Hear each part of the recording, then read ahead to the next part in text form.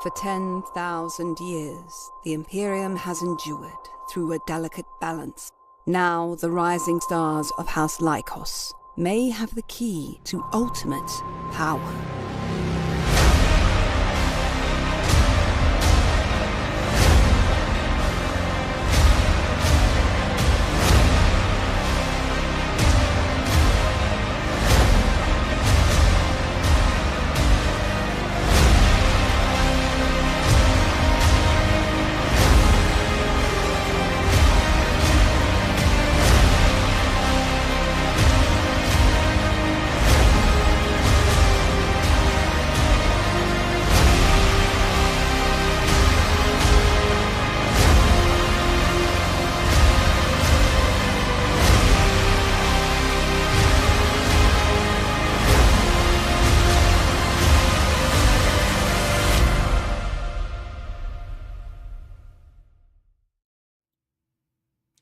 Hello, everyone. Good evening. Welcome to episode 2 of Apostates of Dune, our Dune Adventures in the Imperium actual play here on the Happy Jacks Network. To find all the sessions of this game, visit happyjacks.org/apostates of Dune. And to find all of the shows on the Happy Jacks Network, visit happyjacks.org. We are playing Dune Adventures in the Imperium by Modifius. My name is Adam. I am your game master for this game. Apparently, the whole time I'll be the game master. I think that's what I agreed to. But yeah, just a content warning for you. We do have lots of adult situations. There is in Dune there are several touchy subjects around that we have various lines and veils on to keep ourselves safe for what's comfortable for us. So please watch at your own discretion, but subjects such as slavery and sexism are a central part of the Dune mythos. However, we are veiling those to some extent, so we're not denying that they exist, but we are not really playing with those themes in this game. But it is possible they may be mentioned and discussed. There's also a pretty substantial amount of psychological trauma that we will be playing. Mostly it will be me committing psychological trauma on my players. But gaslighting especially and subterfuge, lying, all of those kinds of things. So if you're, and that's just from Cassandra. So if you're... I mean, you're not wrong. That was out of line. But yes, wow. there is a lot of that in this game. So if that really bothers you or triggers you, it's okay. Feel free to step out. We have other wonderful games that don't deal with those themes, and we won't be upset with you at all. We also will have adult situations. There may be sex and nudity. There will certainly be bad words. You fucking mean. Yeah. So, if you don't like rated R stuff, you might not want to be here either. But yeah, that's our content warning. We are playing with safety tools that we go over to make sure that we're all having a good time and we're not making each other uncomfortable. I hope you play with safety tools in your home games or in stream games if you do them.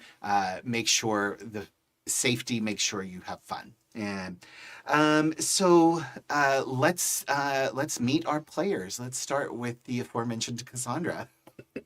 Hi, I'm Joey, and I am playing Cassandra Lykos, your friendly neighborhood, as Erica Odd coined it on the Discord, Bene Josie Rat. Wow. Yeah. Okay. Wow. Get wrecked. Yeah. I love you, Erica. Hi everyone, I'm Kai. I use he, they, and she pronouns, and I will be back playing Helenus Lykos, who is a Swordmaster of Genos, but is mostly just an heir and kind of an accessory, both in the fancy clothing way and maybe in the other way, in this family. Yep, and I'll pass it to my baby sister. Hello, I am Pira Lykos, and I am There's no word for the penultimate youngest, like the Yeah, right. Yeah. pen youngest, the Youngest. Yeah. Yeah. the next to the youngest of the Yeah. Lykos clan, and may or may not have inadvertently been the architect of something Destroying the crazy. whole Yeah. system. Yeah. Yeah, yeah. just a little bit, Yeah. a little bit. And my, that's my character. I'm Michelle. Yeah, I was gonna say yeah. And who are you? I'm Michelle, Yes. and we're both she, her. At any point, if you want to invent faster than light travel, I'm there. Yeah, Michelle, just sign us up. Yeah. Okay, Yeah. I got places to go. Yeah. That part. that's my side gig. Yeah. Right. Hi, everybody. I'm CADave. I'm playing Iser Nasoh, and I'm not related to any of these people. But I'm a happy employee as the Spymaster of House Lykos, and sort of head of security. And my mentor. And Mhm. and part-time, probably not great teacher. I can teach you how to do the brain stuff. That I can do, but Yeah. how to be a good person, no. I don't think that's available in this house. Right. Yeah, that's not really an option that was necessarily discussed. Oh, and both my character and I use he, him pronouns. Yeah, you can be a good person in this house. I'm It's just- right here. Yeah, we just don't have any certain evidence of it yet. So, yeah. I'm a good boy. I'm also just a brat, but Yeah.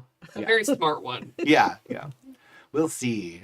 You're all up to shenanigans in one way or another. But so a quick recap of session 1. We were introduced to our important characters. First, Spymaster Iser Nasoh, as he met with Viscountess Chimora Lykos, one of the rulers of the house, along with her husband and her husband Zaid. But Iser met with Chimora and was informed that there is a large project that she knows he already knew was happening, but she is now ready to bring him in on this project, along with 3 of her children, Cassandra, Helenus, and Pyrrha. And she tasked Iser with retrieving those 3 children and meeting them at the lunar shuttle, where they were going to the lunar facility of Oros, where the house's mining operations were.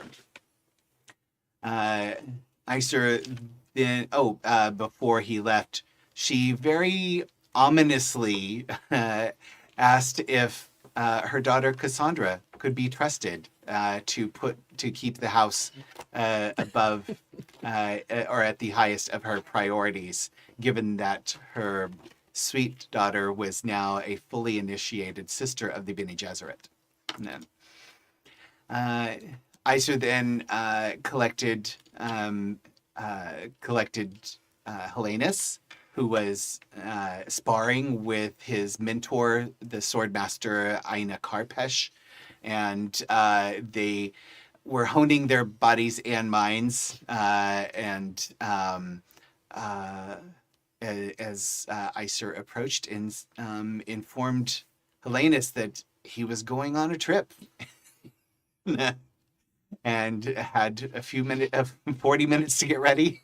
Not enough time. Yeah, not enough time. Not enough time for a shower, it seems. And, but we did learn that Helenus is super hot, and that was, very important That was the detail. important of that scene. Yeah, yeah. Chimora herself came to collect her youngest daughter, Pyrrha, and revealed that Pyrrha's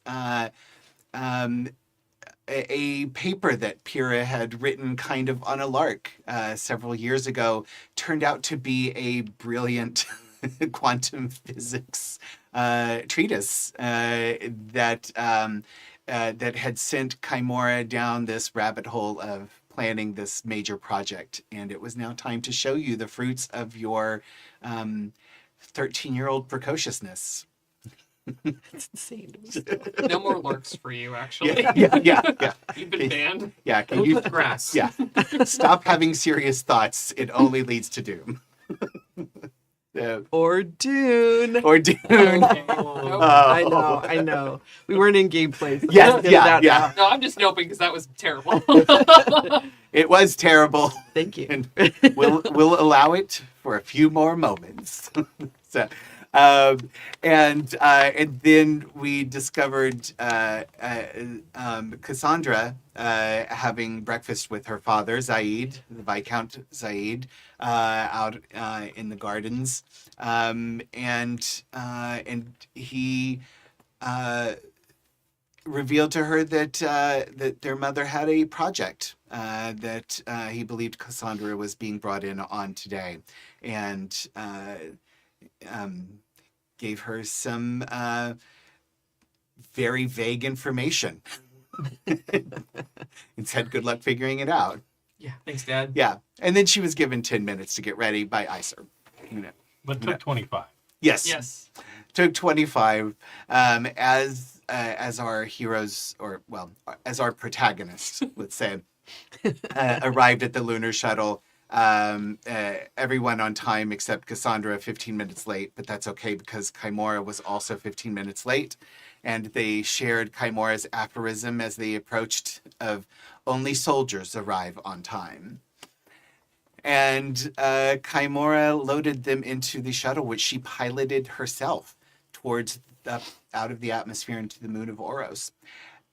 Upon reaching Oros, she flew directly into the surface of the moon, which opened up, revealing a very long launch tube, followed by a massive chasm where they had hollowed out a tremendous portion of the interior of the moon, and were building a highliner, of course, but with fashion.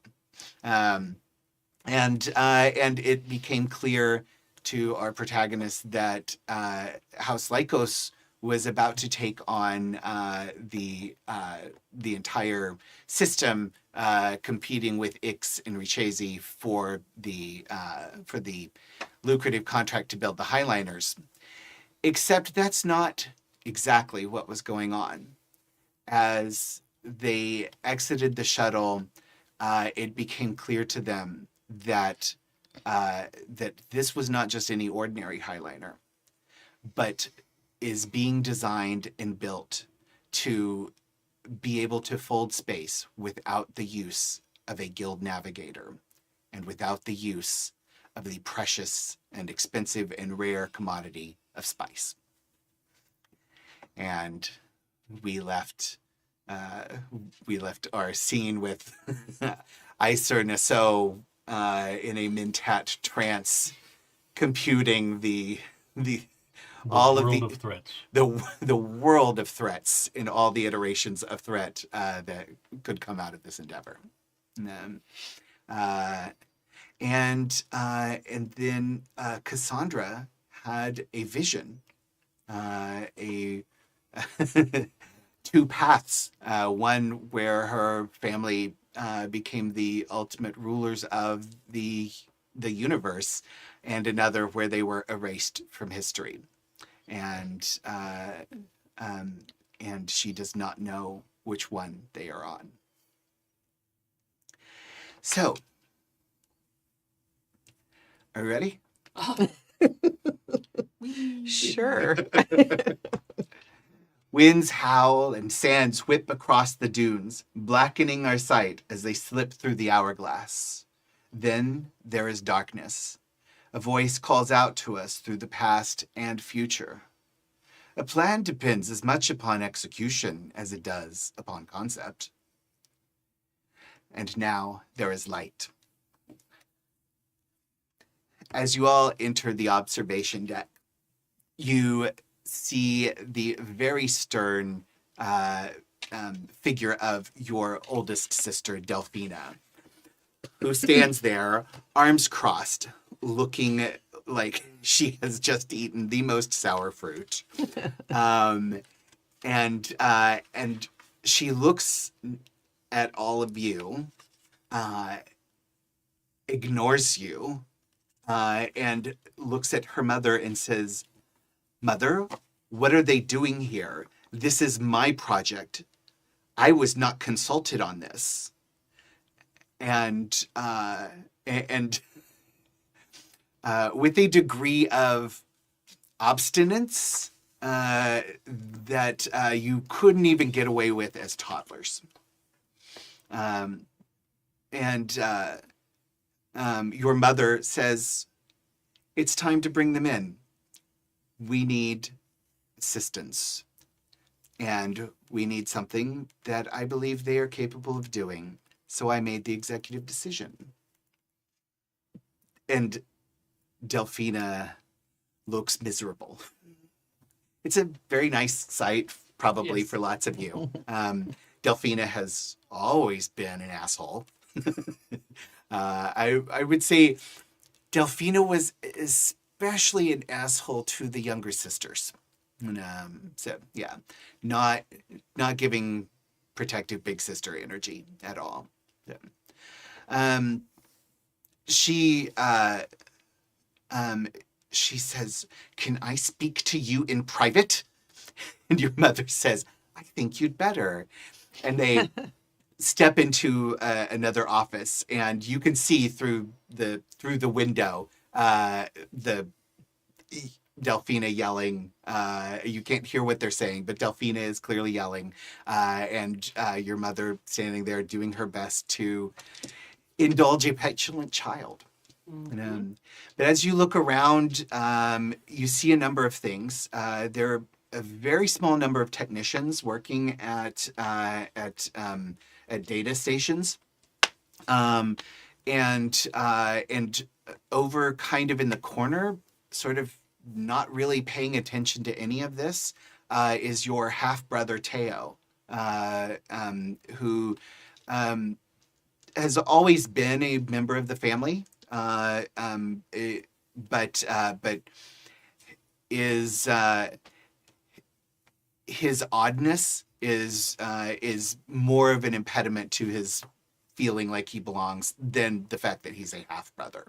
So, but he is the oldest of the children. But he is not an heir, not in the line of succession, because he is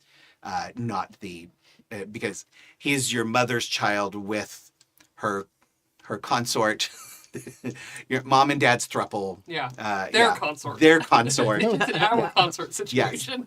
Their consort, Caleb Avascamp of House Avascamp, who and the Avascamps were only recently elevated to being a minor house and vassals after they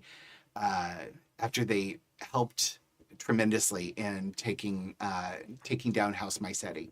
The Avascamps were a well-known military family who had a tremendous amount of military power, and several family members in the Mycetti House Guard who were all convinced to turn and declare for Lykos, and that was partly how the coup was done. And as a reward, they're now a minor house. But Teo is not technically an Avascamp. He is legally and officially a Lykos, and he's odd. And then you have the technicians working at the data stations. There is a data station that's kind of open that you, any one of you could sort of access and peruse if you'd like to. But what do you want to do? You know that this argument isn't going to last long. So but you have a few minutes before you're able to discuss things with your mother. I'm going to take this off because it's really warm in here. Can I get a vibe on the technicians? Mm-hmm. Are they surprised to see us? Have they recognized us? Like, where are they on the scale of trying not to see anybody who comes in? Mm-hmm. Or are they... I want to make sure that we aren't becoming a liability. Yeah. Or that they aren't becoming a liability. They aren't becoming a liability. Yeah. Let's go ahead and do a skill test on this. I'm going to say this is a simple task. It's going to be a difficulty 0. Okay. But let's see if you can get some momentum on this. So, Oh. yeah. So we'll start you off easy. Okay. Oh, thank you. Yeah. Okay, skill test. We're gonna do Yes. understand. Yeah. So probably? this would be an understand skill, and where is my character sheet? Yeah, understand skill, and what drive seems appropriate for your hero? I would probably say truth, because I'm trying to decipher what's actually happening. Mm-hmm. Okay. So that's Yeah, okay. understand and truth. So that is a 12. Okay. So roll 2d20. That's a 1 Okay. and a 12. Oh, okay. Oh, so the 1 counts as 2 success, Mhm. and the 2 successes, and the 12 counts as 1. So that is going to give you 3 successes, which builds you guys 3 momentum to start with. So, yeah. Yeah, you look at them, and your training allows you to observe every little nuance of their body movement, their posture, their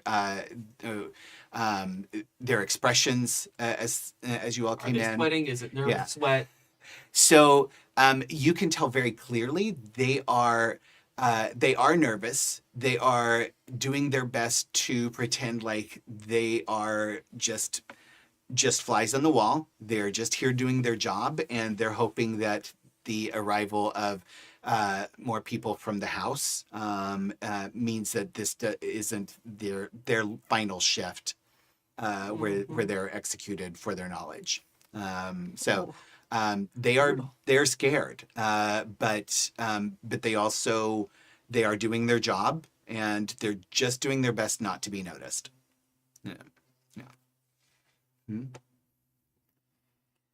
Anybody else want to do anything? I think I'm going to say hello to Teo. Uh-huh.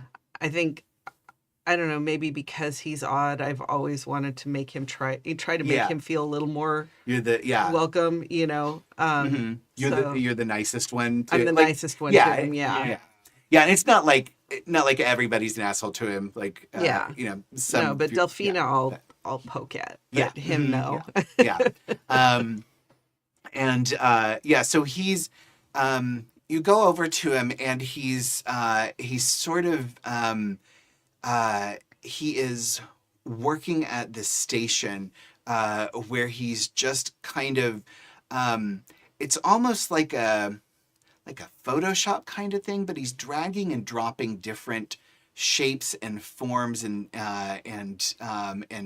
you can tell that these are equations and coordinates, and he's dragging them into different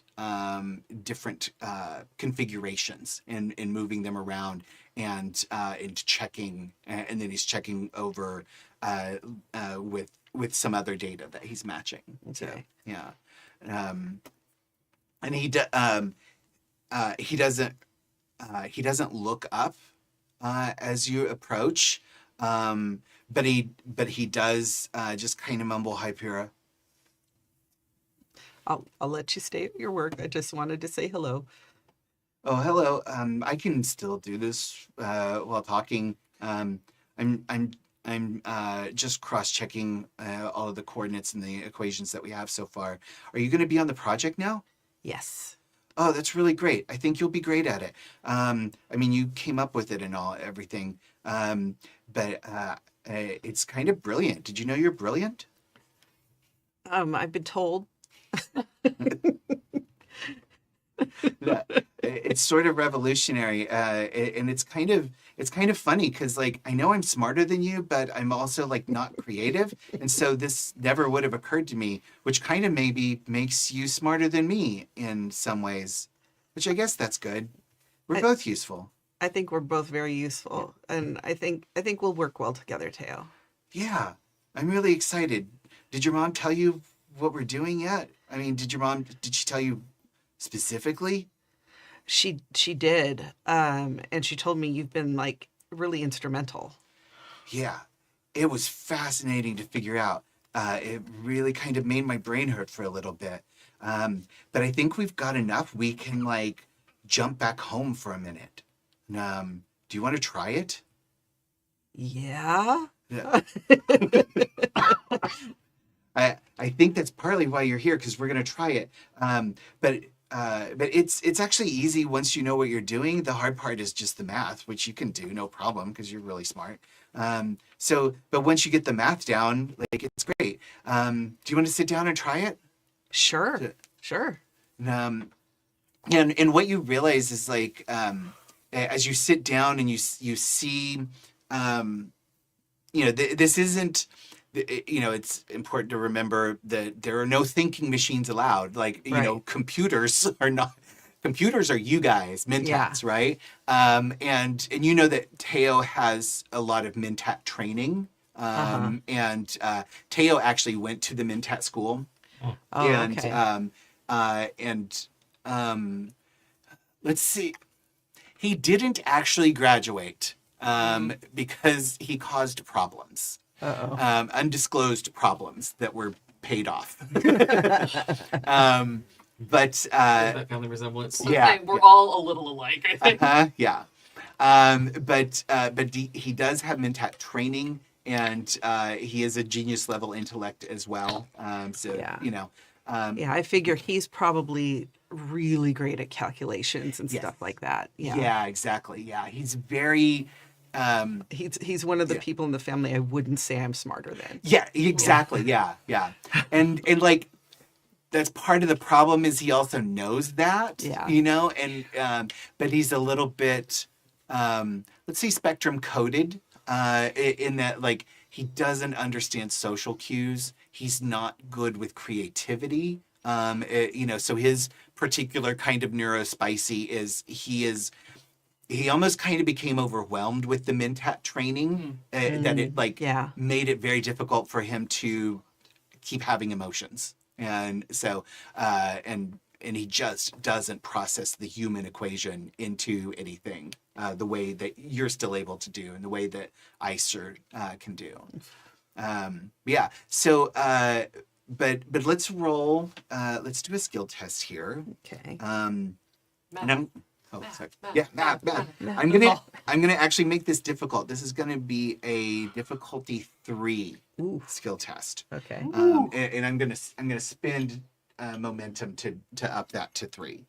So terrifying.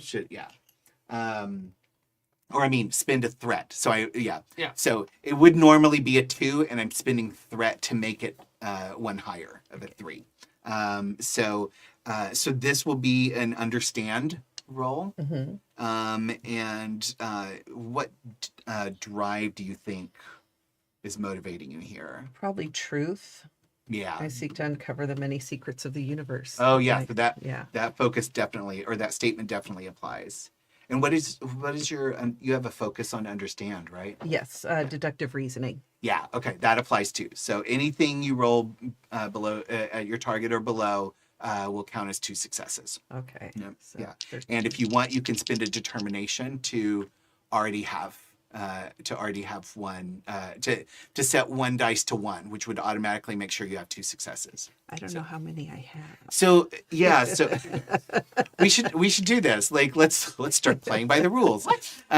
Yeah. So determination. So we should start each session with 2. Okay. And let's see. Let me find it. Determination. Okay. At the start of each adventure, you have a single point of determination for your character, but you may gain more during play. You may never have more than 3 at once. So what you can do with determination is you can, before rolling, you can choose one of the d20s in your pool and consider it to have rolled a 1. You don't roll it. You just set it to 1, automatically 2 successes, a critical success. You can also spend it to re-roll. After rolling, you can re-roll any number of d20s in your dice pool. You can make a declaration. Before or after rolling, you can create a new trait or change or remove an existing one. This must relate to your character, but it may represent something which was always true, but which has only now been revealed or become important. So like, you might spend a point of determination at some point to say, actually, I was always trained in blade fighting, but I've just never used it. And now that I have a blade, blah. Yeah. Obviously, Helenus wouldn't use that because Helenus it's already Has been been done. Hope only knows the blade. Yeah, His right. whole personality is Blade. Yeah, exactly. Yeah. But like Helenus might spend a point of determination to say, actually, in my spare time, I paint. And I'm an expert painter. And so I can analyze all of this art stuff. So you can do something like that to reveal something new about your character or make something true to your character that we haven't known before. So yeah, and you can also spend it to take an extra action. In a conflict, immediately take an additional action after this one, even if you've already kept the initiative. And we'll talk more about conflict later. But yeah, so you start with one, and then you'll get additional ones during play.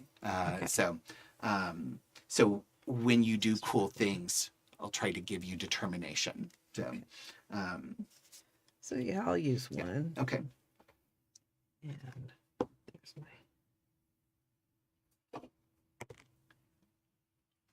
I got a 4. Oh, hell yeah. Ooh, okay. All right. So that's 4 successes. 4 successes. Okay, so that actually gains you all another point of momentum. Hell yeah. Woohoo. So you have 4 now. Yeah. So as you sit down to do this, you realize it's not only exactly what you theorized and all of your calculations and theories that you had come up with when you wrote this paper. Like you can tell, like, oh yeah, they're all true. They're all working.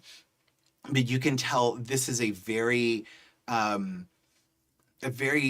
ingenious way of connecting it to the math, like connecting visual representation to the math, to kind of make sense of how the universe movement works, right? And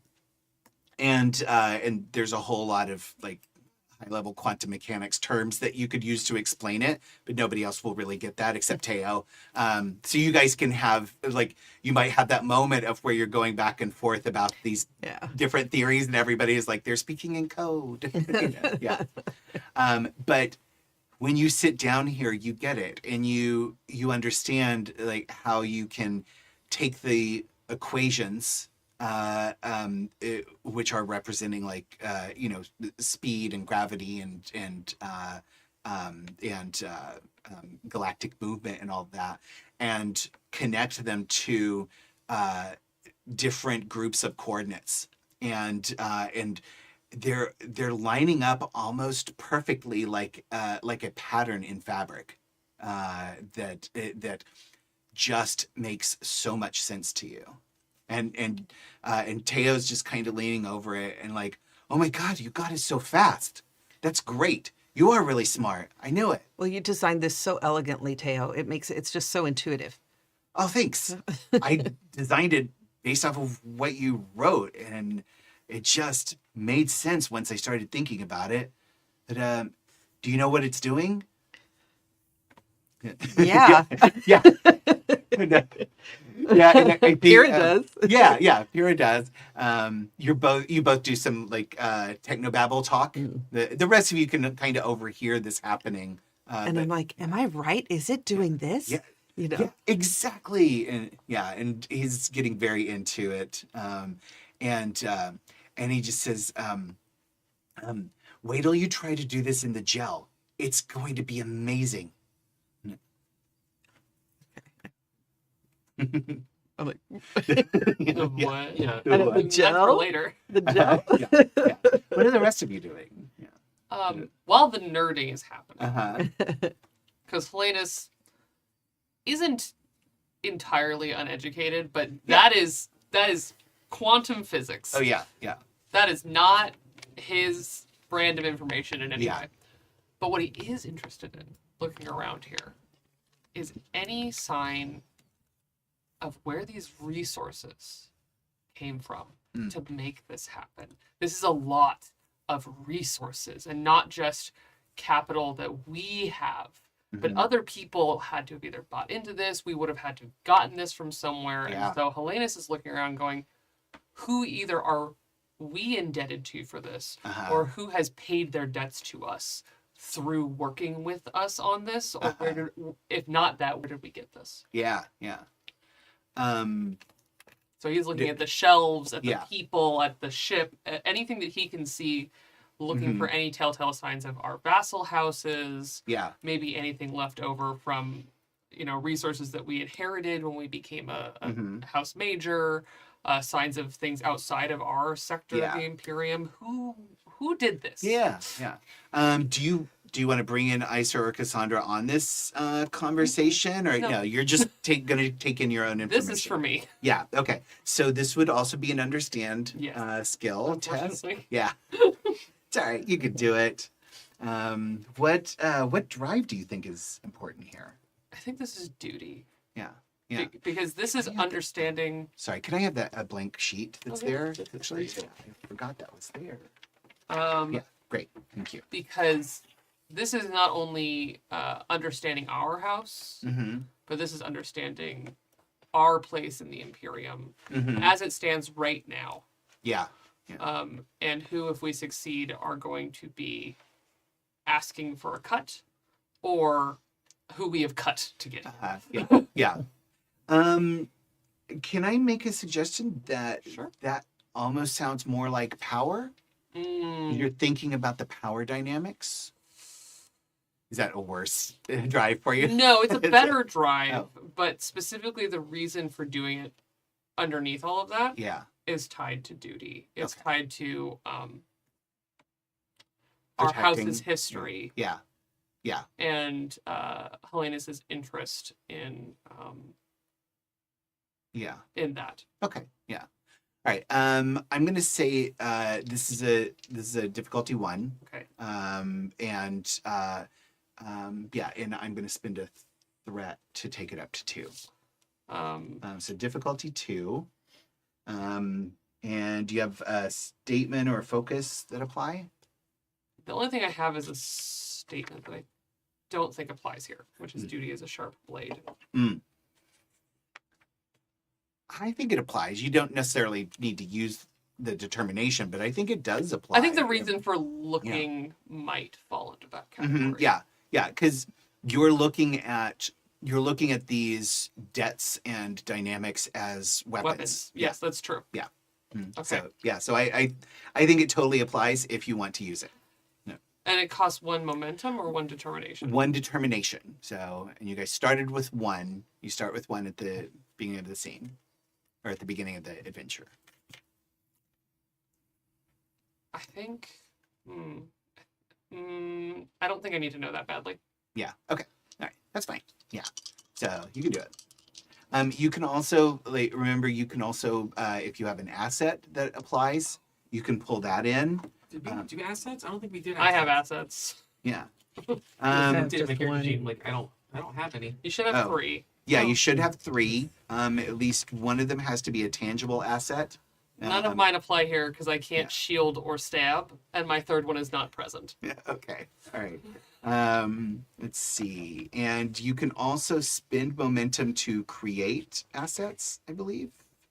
Yes. Let's see. Where is it? But yeah, you should have each character should have 3 starting Okay, assets. So, and there's some ideas in the character creation section. There's some juicy ideas in there. Also, they're all Yeah. in the digital sheet. They're all in there. Oh, nice. Okay. Let's see. Where is the rules? Spending Mine momentum. don't Yeah. apply. So. Yeah. Yeah. So you can spend momentum to buy an extra D20 for your pool. You can Ooh. you can create a trait or an asset So 2 points of momentum it can create a trait or an asset. I think my pitch would be to spend a momentum if everyone's cool with that to get another die. I think that should be plenty. Yeah. Yeah. Sure. Yes. And then you can also obtain information. So spending a momentum allows you to learn more about the scene and situation. Each point of momentum you spend allows you to ask the game master one question about the current situation, which I must answer truthfully.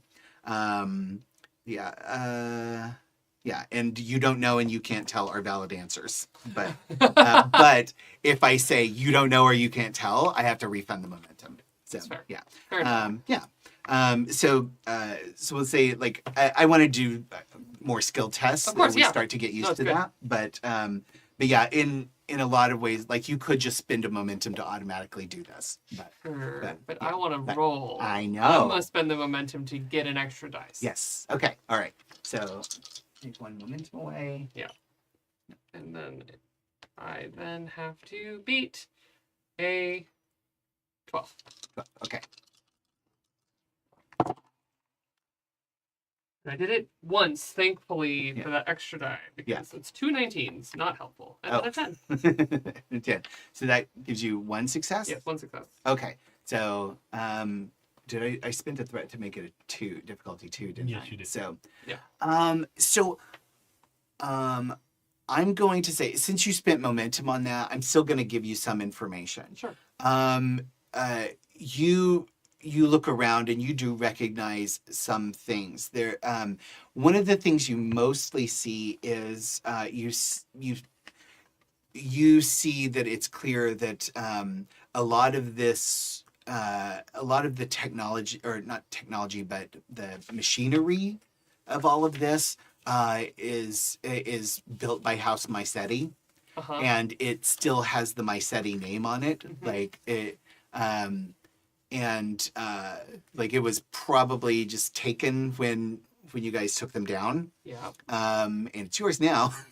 So, but clearly, like, and you know that House Mycetti was directly in charge of a lot of the mining and ore refinery operations on the moon before. So, and then the other thing that you see for sure is you see a lot of basically engineering parts, equipment, and components that are from House Zhang, which is one of your ally minor houses and a staunch ally for a long time. Probably Lykos's closest ally in the whole history of Lydolia. I think all anyone sees is him put his hands behind his back and walk around the room, just looking studs to ceiling, very quietly and methodically in a way he does not walk around the house. Yeah. And there is something of a large, like, predator cat about the movements as he is just looking very carefully and kind of tuning out all the chatter. Not that there's a lot, but even just the conversation between Teo and Pyrrha, he's just kind of, nope, that's not what I'm looking for. And we just see him get very purposeful in a way that he does not do in front of his family very often. Yeah. Okay. Nice. Iser, is there anything you wanted to? I think Iser bursts into the room, right? 'Cause he was just standing out on the walkway. Just like rushes through the door, coat flapping behind him, scarf kind of in the wind, and like looks around the room, sees the empty data terminal, and runs up to it. And immediately attempts to like completely lock down any communications from or to this moon. Oh, okay. All right. Yeah. So when you get there and you access the communications system, you see that it is locked down. And in that there's a quantum level encoding on the communication system, and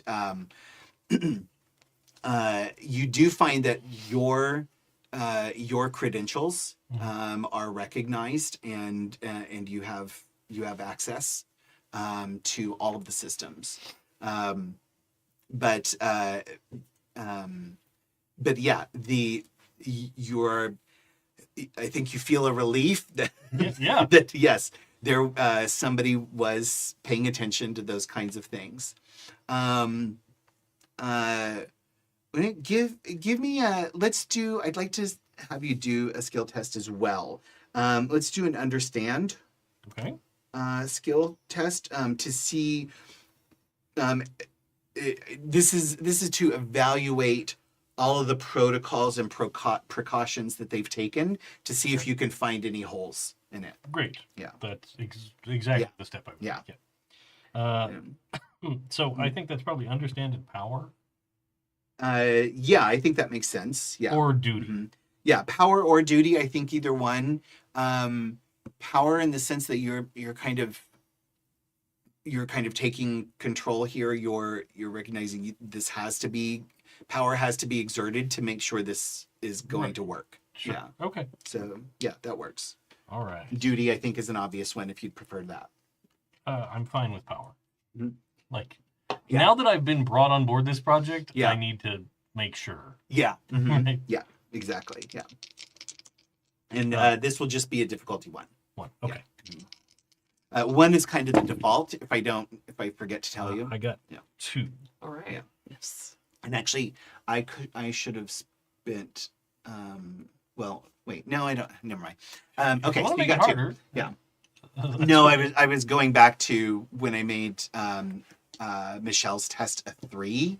And whether or not I should have spent for 2 bumps up, but I think like having that as a base 2, like Mhm. I don't have to spend for it if it makes sense in the story. Yes. I don't have to spend momentum to make it a harder difficulty. So, but yeah, so all right, so that gets you a point of momentum up, and so yeah, so you see that a lot of precautions have been taken. You see that there is no record of any arrival to this facility, leaving this facility, except for the family members. Okay. Nobody else that is recorded as arriving at this facility has left this facility. Oh. Yeah. So and you see that this has been in operation for over a year and a half. So this must have started right after the house was elevated. Sure. Okay. Yeah.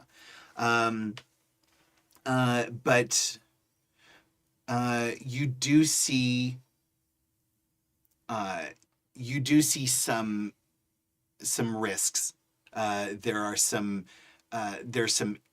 infrastructure places like that could be that it's unlikely, but could be accessible. For like hiding or coming in and out without being noticed. And you see certain blind spots on some of the security cameras feed as well. So it's not nearly as secure as you would like it to be, but the basics have been done.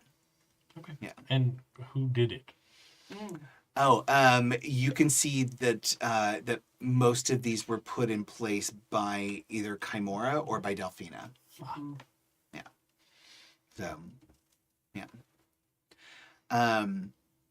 As this is all going on, Helenus, you're near the door to the office when it just slams open. Delphina steps out and, like, next to you, you stink. and Helenus just takes it, which is Yeah. but he takes it with the same like grumpiness that he must have when he was also 10, where he just kind of frowns, but not in a like, oh, well, you hurt my feelings, just in a like, you also stink, but doesn't say it. Yeah. You should at least bathe before coming into enclosed spaces next time. And your mother comes out and she says, I suppose there are a lot of questions. Would anybody like to begin? Who else knows about this? Other than the people in this room, your father.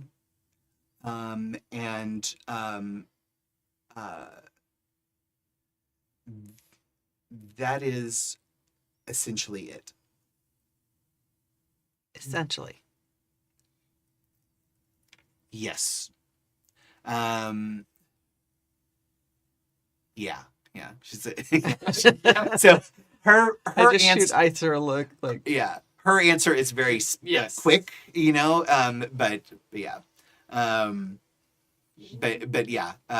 yes, she just says yes, essentially. Yeah. Yeah, that's not gonna fly, baby. Yeah. I think we both look at each other. And I think Helenus fully arcs an eyebrow. And that's definitely the like, just the two of them. Yeah. So I would like to make a can't read. I would like to obtain information Okay. About my mother using my hyper awareness. Okay. All right. Because I don't Yeah. No, we're not being vague. All right. What does your hyper awareness do? Whenever you spend momentum to obtain information about the current situation, your current location, or a person you can currently observe, you may ask 2 questions for the first point of momentum spent. Further, the limits of what others would be able to notice do not apply to you for any of your questions. Oh, got it. Okay. Yeah. Okay. So you can spend 1 momentum to get 2 questions. Yes. Okay. What are your questions? Nah. And this is out of character. Right. Yeah. What do you want to know? I don't know if I can tell. I mean, who is she protecting? Ooh, that's a biggie. I think you can infer from what you know about your mother and her history and her connections to all of the rest of the family,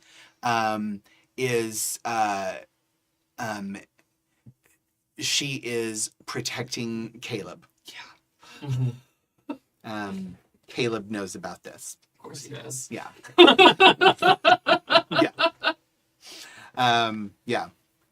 And like it's like it's such an instant like deduction for you. Mm-hmm.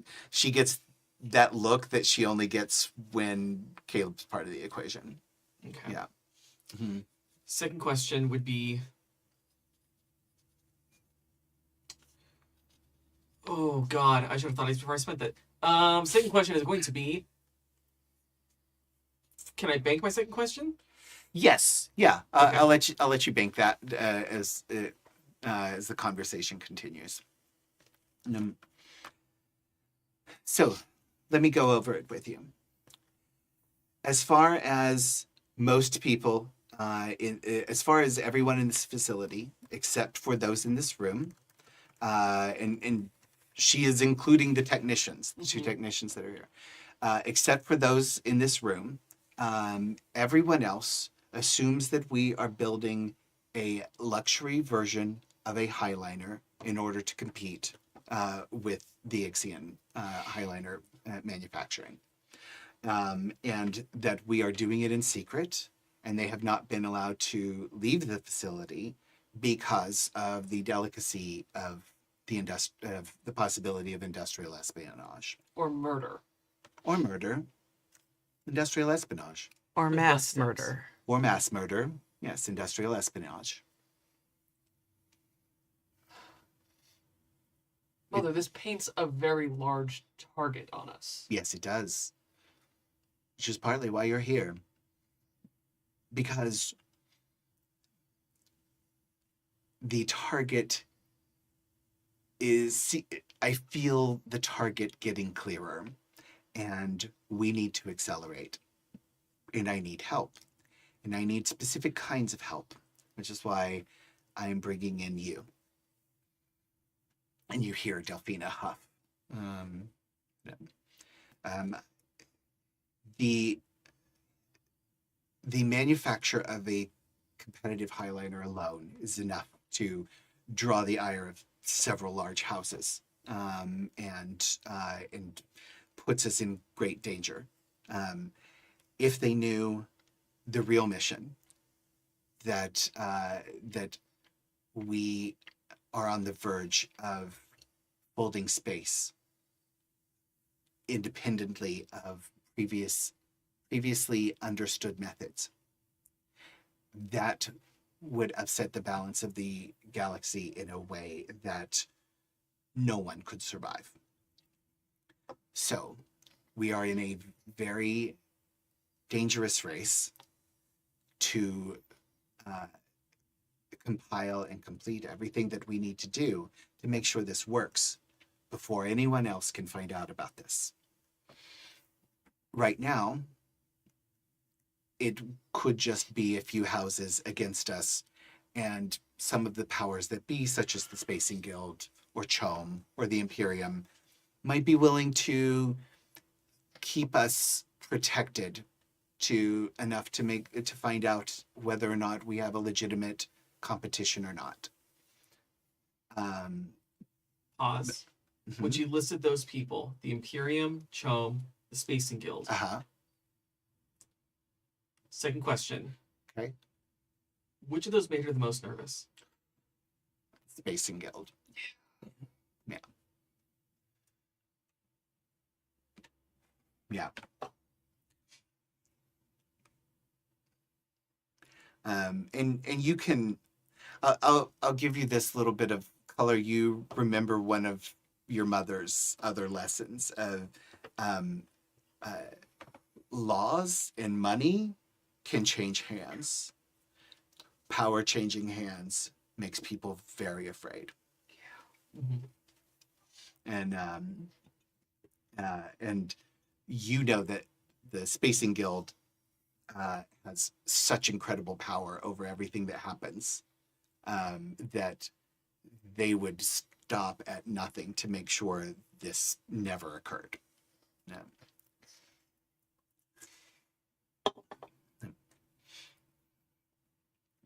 We have a test module. It works. And I would like to show you how it works.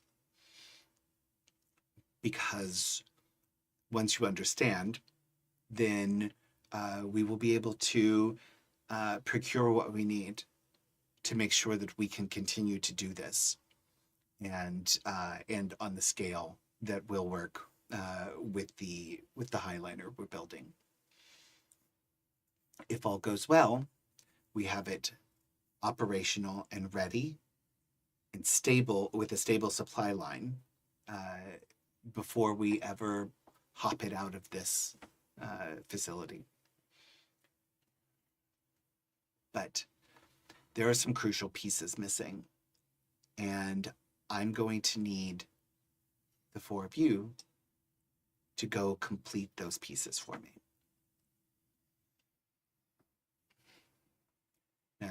Iser, your expertise and experience cannot be replicated, and you will be extremely necessary to making sure that we take all of the correct precautions. Pyrrha, your understanding of the science and the nuances of how this works will be pivotal in case we have to change directions at any moment. You'll be the one who knows what direction to go. Cassandra, Helenus, Mother. You're here to make sure they survive and to remove any threats that might come at us.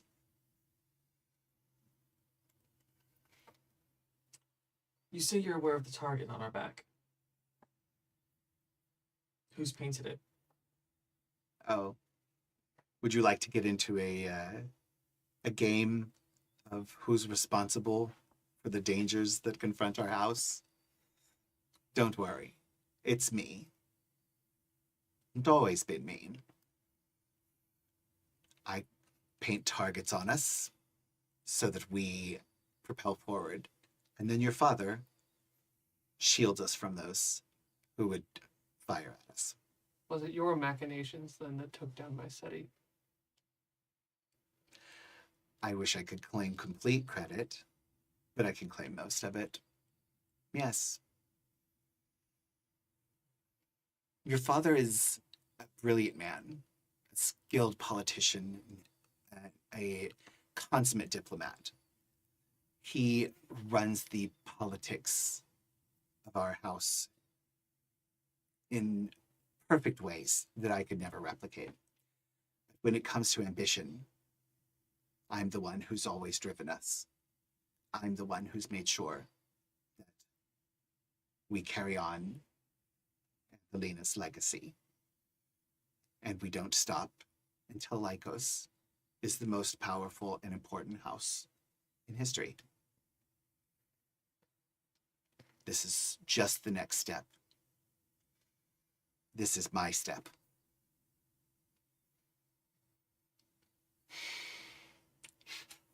I think everyone in the room would notice Helenus staring a hole through his mother's head.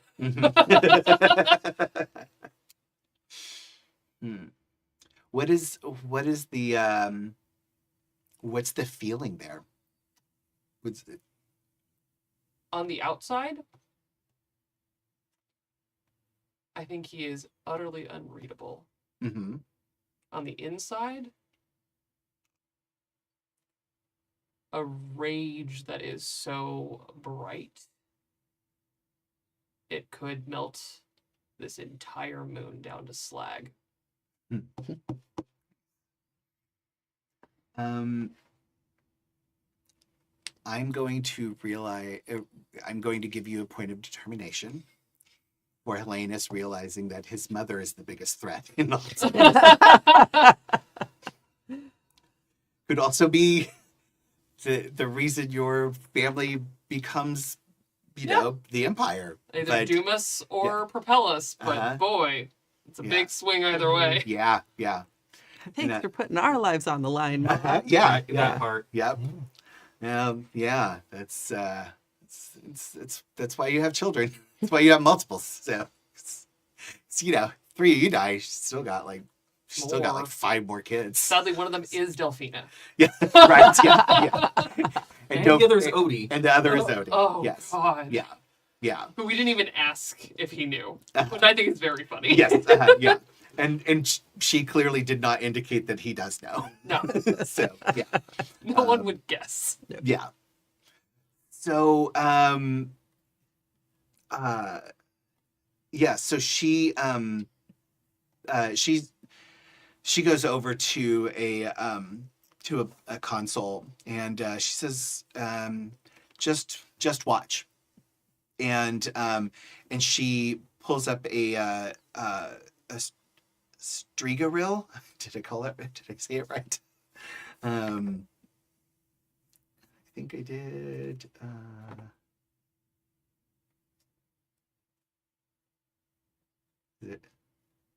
It sounded cool. Come on. Maybe not. What's the Dave? Do you know what's the wire? Shiga wire. Yeah. Shiga. She brings up a. That's right. The garrote. Yeah. Well, yeah, but it's also used where I for like was. recording Right. information. Yeah. So she brings up a Shiga wire recording. Oh. If you've seen the most recent movie, when the seeker drone or seeker poisoner thing is coming after Paul and he steps into this hologram kind of thing. Mm-hmm. It was basically a holographic projection of whatever that was, and that's what Shiga wire can do. So it's Shiga wire is just the material that it's recorded on, and then it projects a holographic image. Cool. So, but it sort of creates this holographic image, and you see that it's kind of coming from a recorder that is floating just behind your mother's head, and you see her and Teo stepping into this sort of globe, just a big round thing with with a door, a hatch on it, and inside is what looks like a reclining bed, basically, with this like bright blue gel in it, and the entire inside of the sphere is just like antiseptic white, except for this bright blue gel that's inside this chair, and Kaimora turns. She and Teo enter. Kaimora turns around to the hatch, and you see Delphina closing the hatch from the outside, and then the recording turns back to Teo, and Teo is kind of like tall, lanky.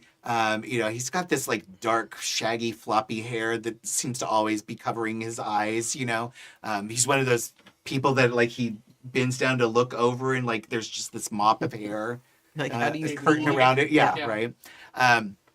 But he's got those like bright blue avascamp eyes, and not like spice blue, but like, just a bright blue, and like this, that beautiful dark skin that the avascamps often have. And so he looks a lot like Caleb does, but with a little more of your mother's features. But they're both just wearing like these simple jumpsuits. You can tell like your mom's is basically the same jumpsuit that she's in right now. And Teo just keeps like tugging at his, he's clearly very kind of like uncomfortable, but there's also like this grin on his face. It's kind of excitement. And Pyrrha, I think like you know Teo well enough, like you spend enough time talking to him, like this is his excited face. No matter how like fidgety he gets, this is like, oh, he's really hyped up. Like, and he lays back in the gel chair, and just kind of like sinks into it a little bit. And I'm like, oh, gel. Yeah. And you see like it like his head especially sinks in, so like just his face is outside of the gel, and there's a projection that comes up in front of him, very much like the project that you were working on, with the equations on one side and the graphs on the other side, and as he starts making adjustments and calculations with these things, the gel starts to glow. And when the door was shut, you could see that on the other side of the door there was this facility, right? And so that they were somewhere in this facility, and then the gel starts to glow, and after a minute or so, there's just sort of this like whiteout, and then Teo says, "We're here," and your mom goes to the hatch, opens it, and you can see that they are on the top of Mount Pella, which overlooking the capital city out below. And then the recording cuts off for a little bit, and then picks back up. The same thing sort of happens, and they open the hatch and come out into the facility that you're in. You see no spice, no guild navigator, no thinking machine, just calculations done at a speed that anyone with the proper intellect and training, looking at both of you, Iser and Pyrrha, the Mentats, can perform. Anyone can be trained to perform this. You don't have to become some mutated monster of a guild navigator. You don't have to have natural prescience and the ability to tell the future before you can even start to study how to do this. We can do it through science alone, through Pyrrha's science. And you can tell, like, well, actually, like, can you tell when your mother is manipulating you? I think I would assume she was always manipulating me. Yeah, okay, all right, yeah. You know, I mean, I can tell she is proud, Yeah. you know, genuinely. Yeah. And, you know, she does love me and stuff, but I also know my mother. Yes. You know, I think we all do. I think she thinks we don't know her as well as we actually do. Yeah, I think that's right. Yeah. And so, you know, like, she's buttering you up. She's playing you up because she knows that if she can get you excited about the science, you'll go to any lengths to make sure this happens. Yeah. And so yeah, I think you for sure see this. I don't know if the rest of you would see this or not, but yeah, I feel like Cassandra for sure, like, has seen this many times. Helenus. Yeah. Iser might have, like, Iser might be the one telling her, like, oh, you should butter up Pyrrha this way. You should butter, you know. I think she's been buttering us up liberally our entire lives. Mhm. So, Yeah. Just to make any time it's not that, sting more. yeah. Yeah. So, Yeah, I think the times that it's not intended to be that, Helenus doesn't think that they exist anymore. so, do you want to ask some questions or do you want to take a ride? Is there a third option? I'm not sure that there is now. What is the gel made of? It's a biomimetic gel that's made from things we're not completely certain of yet. It is procured from Tleilaxu. We managed to receive some of it, and the way it was presented to us seemed clear that this was capable of more than just the therapeutic uses it had been developed for. And we stumbled across that use quite by accident, actually. And we have some, and we don't have enough. We're working on manufacturing our own, and this is one of the first things that we need from you. We need a lot more of it if we're going to run a sufficient number of tests so that we can recreate it ourselves. So we need to either procure a significant amount of this gel, or better yet, the specifications for its manufacturing, for its chemical matrix, or even the scientist who developed it. And either way, we could get to being able to make all of this ourselves. Define significant amount. We would need let's see. She gives a number, but it's basically like kind of a wholesale number, basically like an entire cargo ship full, not like a not like a tanker, like if we Highliner tanker. if we think about like modern day shipping, like not like a full tanker with each container full of this stuff, but like a full semi truck full of this stuff, like So like a whole shipping container. a whole shipping container. Yeah. So and the more the better. So she gives you the Galak interpretation of a whole shipping container worth, enough that it could send up weird flags. Okay.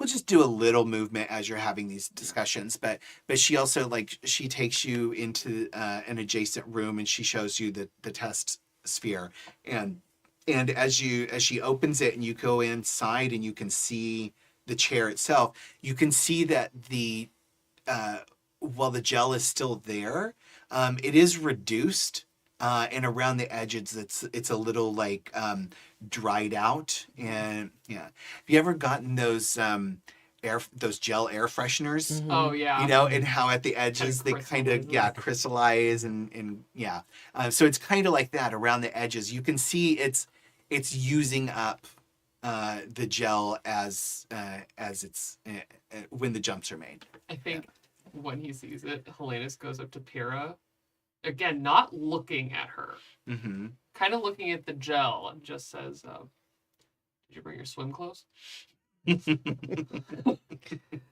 I'm not getting this jellied. Well, I clearly think we're not smart enough. Please, Cassandra. We didn't have to say it. But I would say, my countess, I believe there is something even more important about this discovery that has not been discussed. You were able to take this test sphere into atmosphere? Yes. So we're not just talking about replacing highliners. We're talking about being able to transport troops and things directly from planet to landed on a planet, reducing the risk of planetary shields and anti-aircraft. Yes. And my heavens, It could infiltrate shields. That is not known yet. The Holtzman, the interaction with the Holtzman effect is undetermined. We have simply not had any kind of facility where we might be able to safely test how it interacts with Holtzman particles. Maybe in a derelict system. Yes. But if it works poorly, Yes. it could destroy not just the test, but everything nearby when we test it. So that's a risk I was not willing to take at this point. Well, there is one. Yeah. Oh, You said I think she cocks an eyebrow at that. He's usually the most quiet and obedient boy. Yeah. Yeah. Yeah. you said you discovered that the gel worked by accident. What was Yes. that accident? Teo's therapy, actually. And Teo just kind of mumbles the nightmares. Just the nightmares. And she explains this gel was originally designed to be a sort of therapeutic substance, and basically laying in it for sensory deprivation could allow essentially smoothing of mental processes, and it had been shown to clear like anxiety and help modulate things like depression and all kinds of psychological difficulties. And so they had bought it for Teo to help with his traumatic nightmares. And he found while he was in it, he could perform calculations that could not otherwise be done so quickly. Like, and when your mother realized that, that's when she made the jump and the leap in understanding that this could mean something bigger. Yeah. So, but yeah, it's yeah. But yeah, she so she kind of goes through the specifics of how that happened, when it was, and all of that. And you notice like Teo gets really quiet while they're discussing this, and seems he just seems to withdraw even more than usual while he's being talked about. Like you do. Yeah, right? Yeah. Yeah. Mm. There is enough. There's plenty of use in this amount of gel to do another journey if you'd like to try, Para.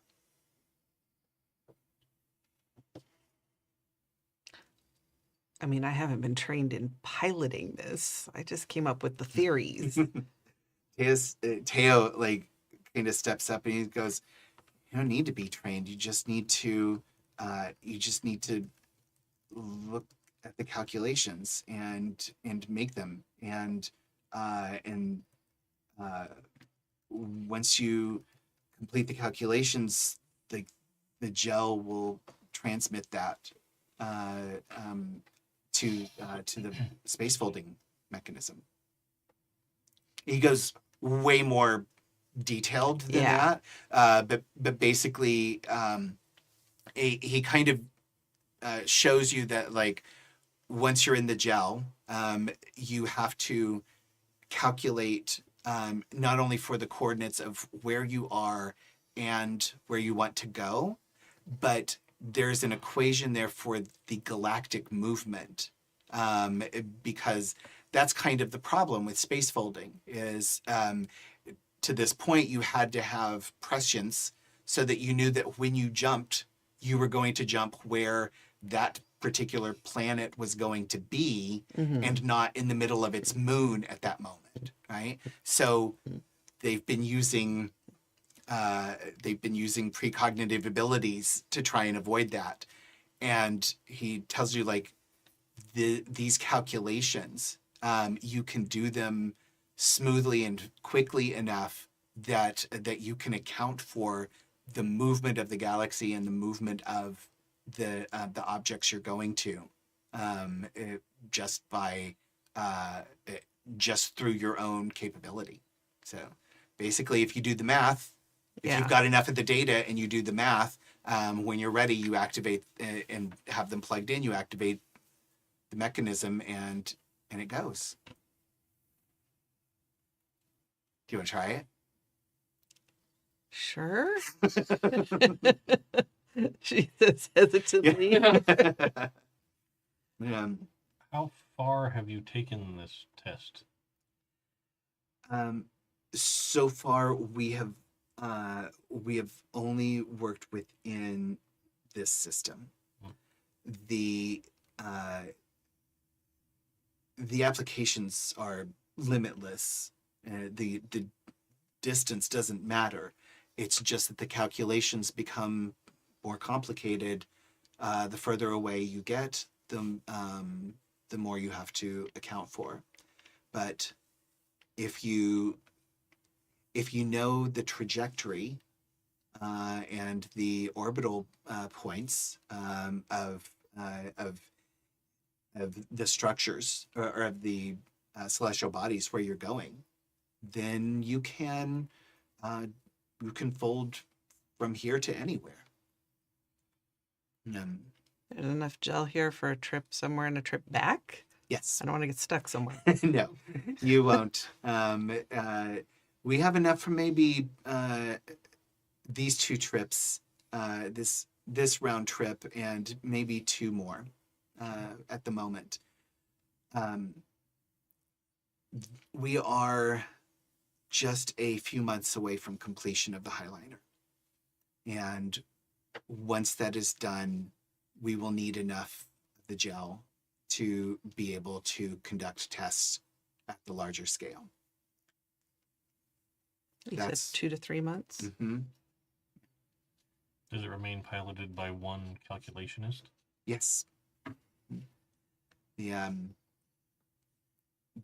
nice thing about quantum mechanics is that scale doesn't really, and mass don't really matter.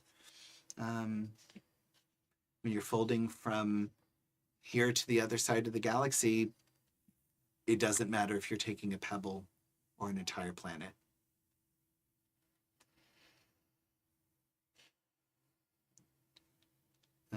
Let's have you do a skill test. Okay. No pressure. No pressure. Just Yeah, a little. Yeah. If it fails, like, everyone dies and the entire campaign ends, but no pressure. Okay. Yeah. It's not all. It's not all. Episode 2 dice roll. Yeah. Let's go. Right. Yeah. Yeah. So this is going to be an understand roll. Mm-hmm. I mean, do you have a thought on drive? Because I think I know what I would.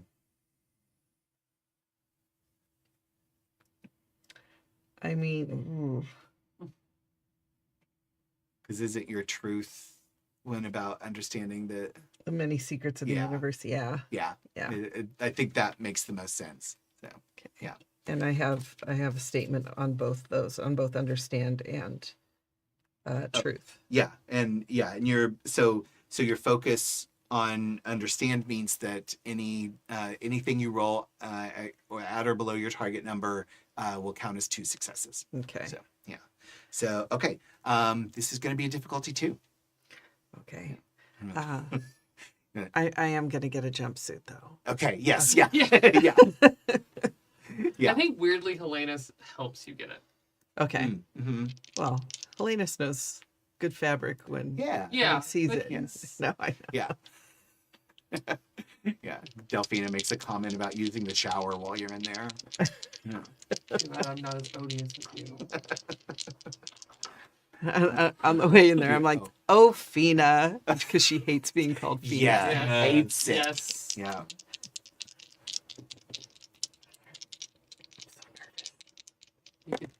You can do it. Oh, yes. Nice. You So- can super do this? Of course, Yeah. that is. 4. Yeah. Ooh, nice. Okay, so that's gonna give you guys 2 more points of momentum. So, yeah. So, is there a particular spot you wanted to go? I think just because she's nervous, it would be maybe one of the other moons. Like, okay. you know, Yeah. because I don't want to go too far. Yeah. Right. Yeah. Yeah. So like Um, one of the other moons, like, do we have a garden moon or something? Or do we have a? Not really. So, there's the ice moon, which is very beautiful. It's and it's, I mean, it's like it's basically just a chunk of ice, but it's pretty. It's Pluto. Yeah. Yeah. It's Pluto. It's Pluto. But it is uninhabited. It is uninhabited. Yeah. Yeah. So And yeah. it's actually at least kind of a planet, whereas the other moon is It's not. the rock. Yeah. Yeah, it's a rock. Yeah. And then the moon We're Texir going to is like covered in factories. There's very few Oh, okay, places yeah, on and it. that- and that's Too Yeah. many people. Yeah, too many many people. people. Yeah. Too So many okay, witnesses. so I'll say the ice one. The Iceman. Yeah. Where's Cool, definitely dressed for an ice moon. let's see. Oh, it's not in this.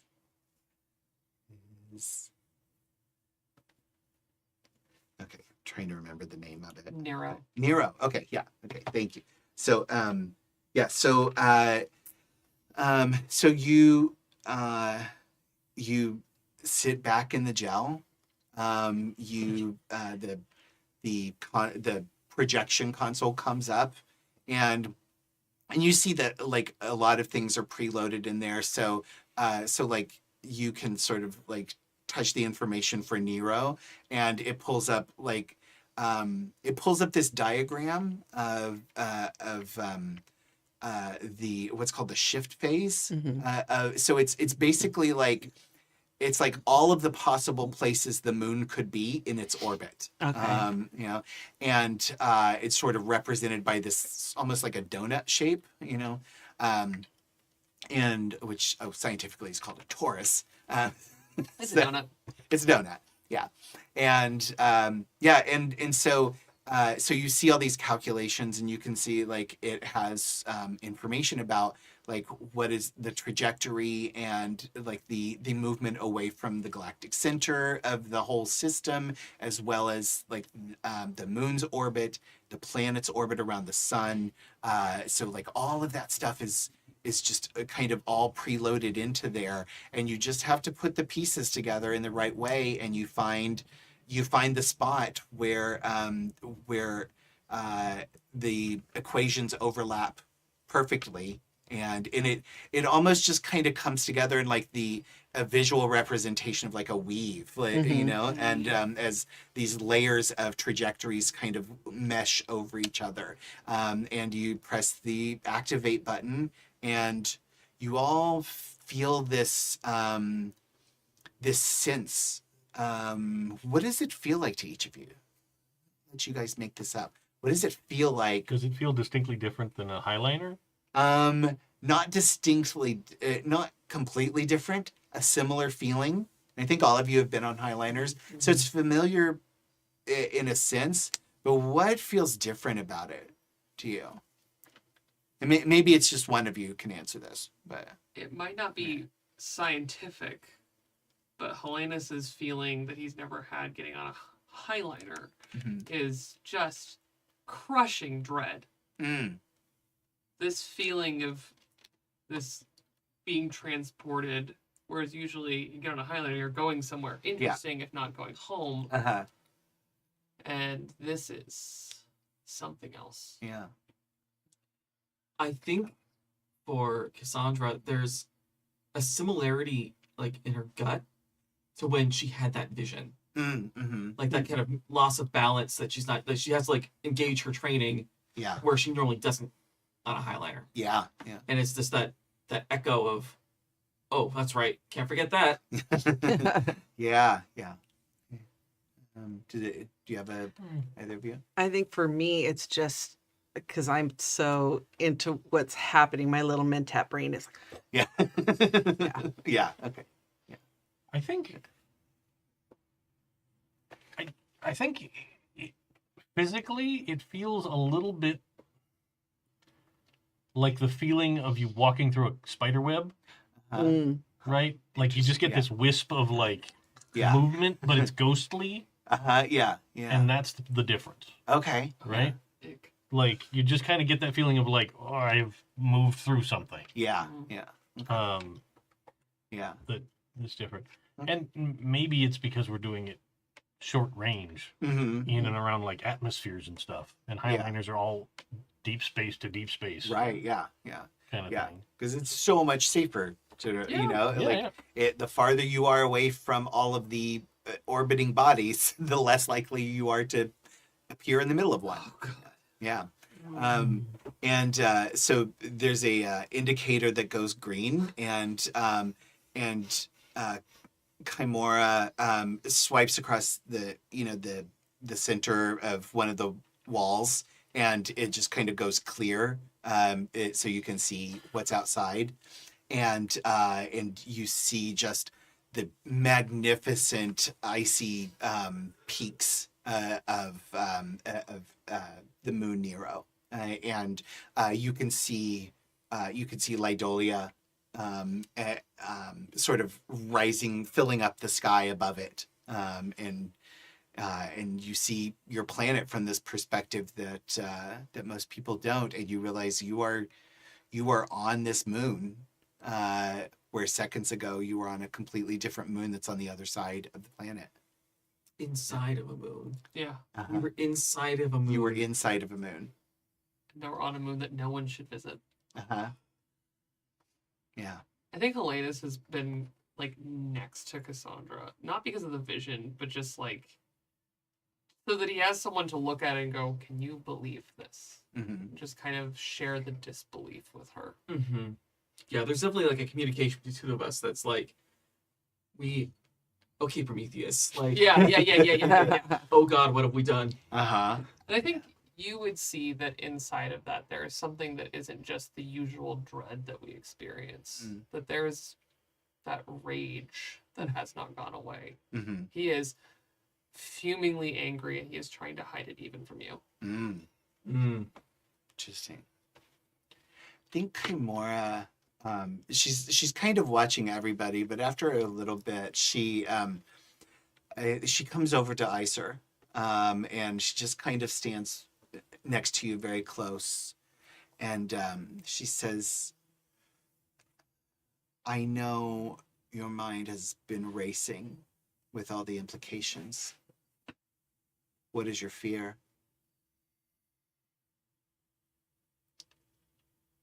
My fear is mainly that there are a great many giants that will be upset at our little family of tailors. And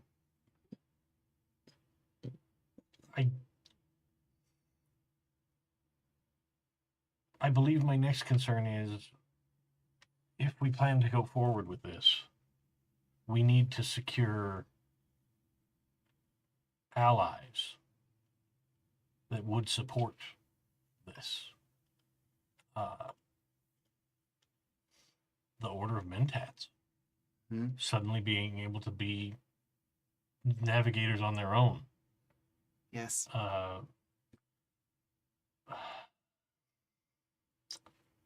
Any number of the other great houses that don't have a vested interest. I mean, everyone's partially gaining profit from Chom, but if the Spacing Guild is disposed out of Chom, then I don't think anyone would be that upset on that front. But in fact, the Spacing Guild's power is diminished in Chom. The Bene Gesserit become much more important. As she kind of glances past you at Cassandra. I didn't want to be the one to say it. But it is true. The Bene Gesserit are always interested in securing more footholds.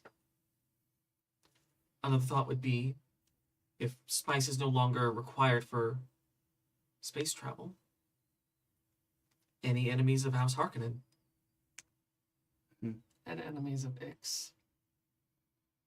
Of both, I'm sure there are plenty. Yes. Though how many of them are willing to turn on the Emperor? Because what you are proposing is just that. Is it?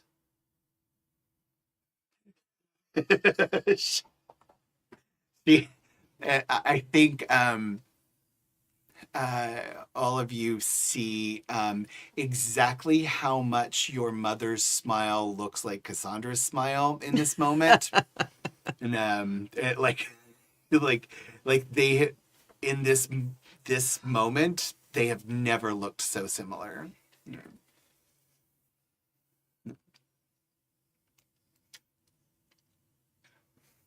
You seek to disrupt the very order of the galaxy, of the universe, and put our house effectively in charge of all space travel. Considering the Emperor has vast resources in the current status quo, I don't see him welcoming this change with open arms. It could be seen as a threat, yes. If we allow him to believe that it is, if we can somehow convince the Emperor that this is in his best interest, he becomes less beholden to the Spacing Guild. If this is played right, and this is a naively idealistic possible outcome, but if this were played correctly and nothing went wrong for us, the only losers here would be the Spacing Guild and House Lykos. Everyone else could gain from a new status quo. We all know that's not how the world works. Plenty of people will have to lose for us to win. The necessity now is to make sure that we win, no matter who loses as a result. The Ixians might even be convinced to build the Highliners for us. As long as we maintain control of the control node. Mm-hmm. They could. It probably doesn't matter to them who they build them for. Mm-hmm. Though we'll certainly make some improvements aesthetically. But yes. They can follow a pattern. Yes. This can be managed, but not easily. And it is well past to the point where I can manage it alone. Delphina is a fantastic project manager and has all of the necessary skills to keep us on track and on target for our timeline. But she and I can't just disappear, traveling off through the galaxy, gathering up the things we need, securing the alliances we need, negating the enemies that might find us. And there are many people I can trust with many things, but I have chosen to trust the four of you with this.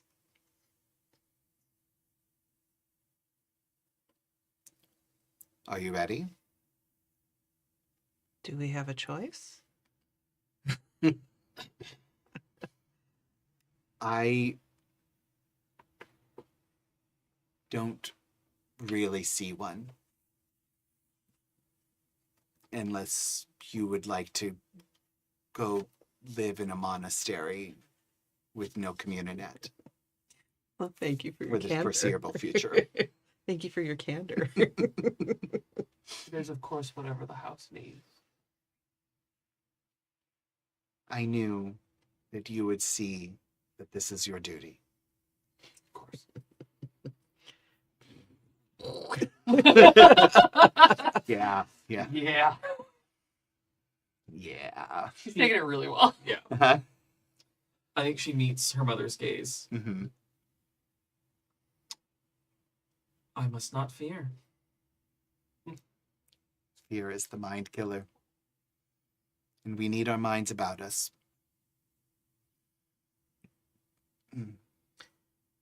I don't know about you. Nero's pretty and all, but I think I'd like a shower. Let's get back. No. Okay. And yeah.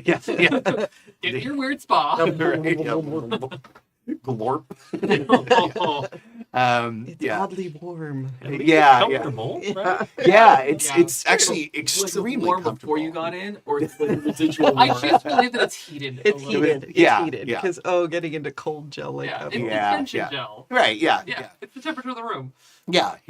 Your family more than anyone else would get comfort right. Yeah, Yeah. deeply unhospitable to put someone in a vat of cold gel. Exactly. Yeah. So, but I'm not going to make you roll for it. It's very intuitive now that you know what you're looking for, and you're able to pull up there's actually an even simplified process to return, like all of the calculations are already pre-programmed in to return to Okay. the facility. So it just basically says home, and you push a button, and and you see it. You see it taking the calculations in the interface and putting them together, and you see like all you would have had to do was just identify the right ones, put them in the correct positions, and then activate it. So, but it's been simplified because this is the one point it knows it can go.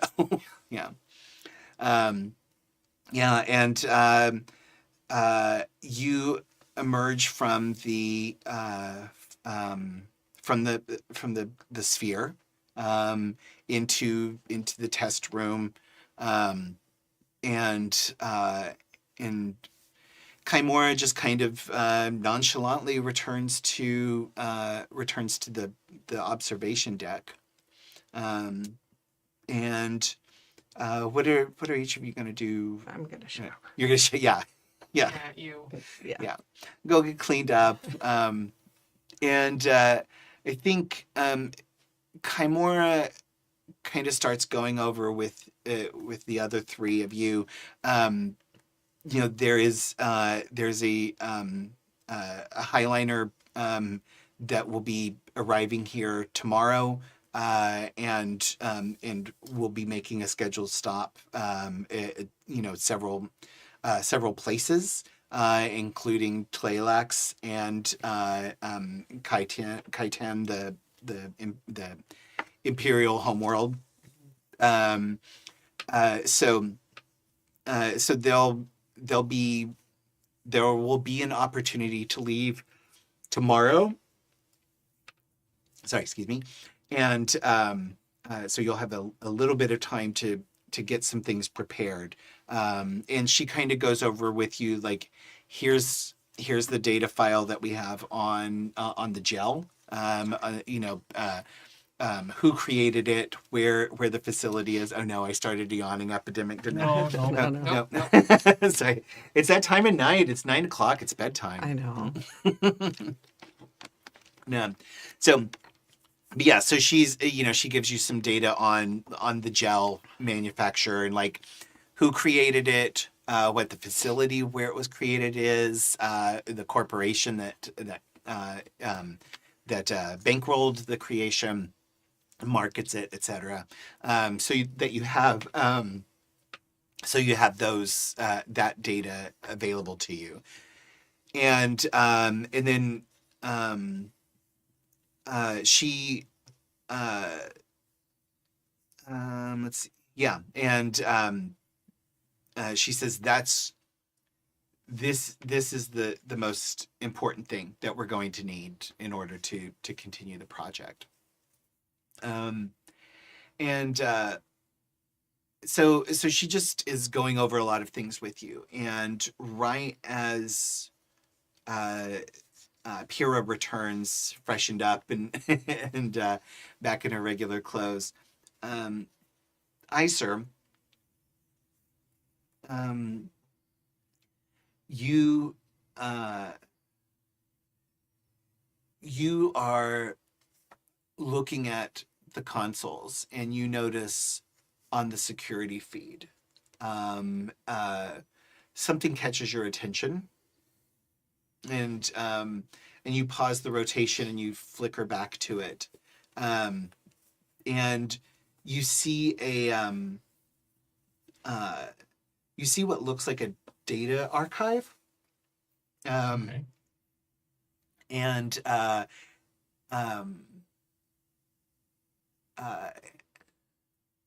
you and in this data archive, you see a figure in there, which wouldn't normally cause concern, but as the camera catches the face, you see a flicker that that to you is an indication of a Cybus hood. Oh. The disguising. It's a mesh hood that can make your face look like something else, and scramble images and things like that. So yeah. What do you want to do? I would immediately lock down the facility, like Mhm. hit whatever alarm button there is, I would probably turn to you, Helenus, and say, there's someone in the archive, and give precise directions to the archive, because I've looked at the layout now. Yeah. But there's someone there that shouldn't be. And he follows Iser's directions turn for turn.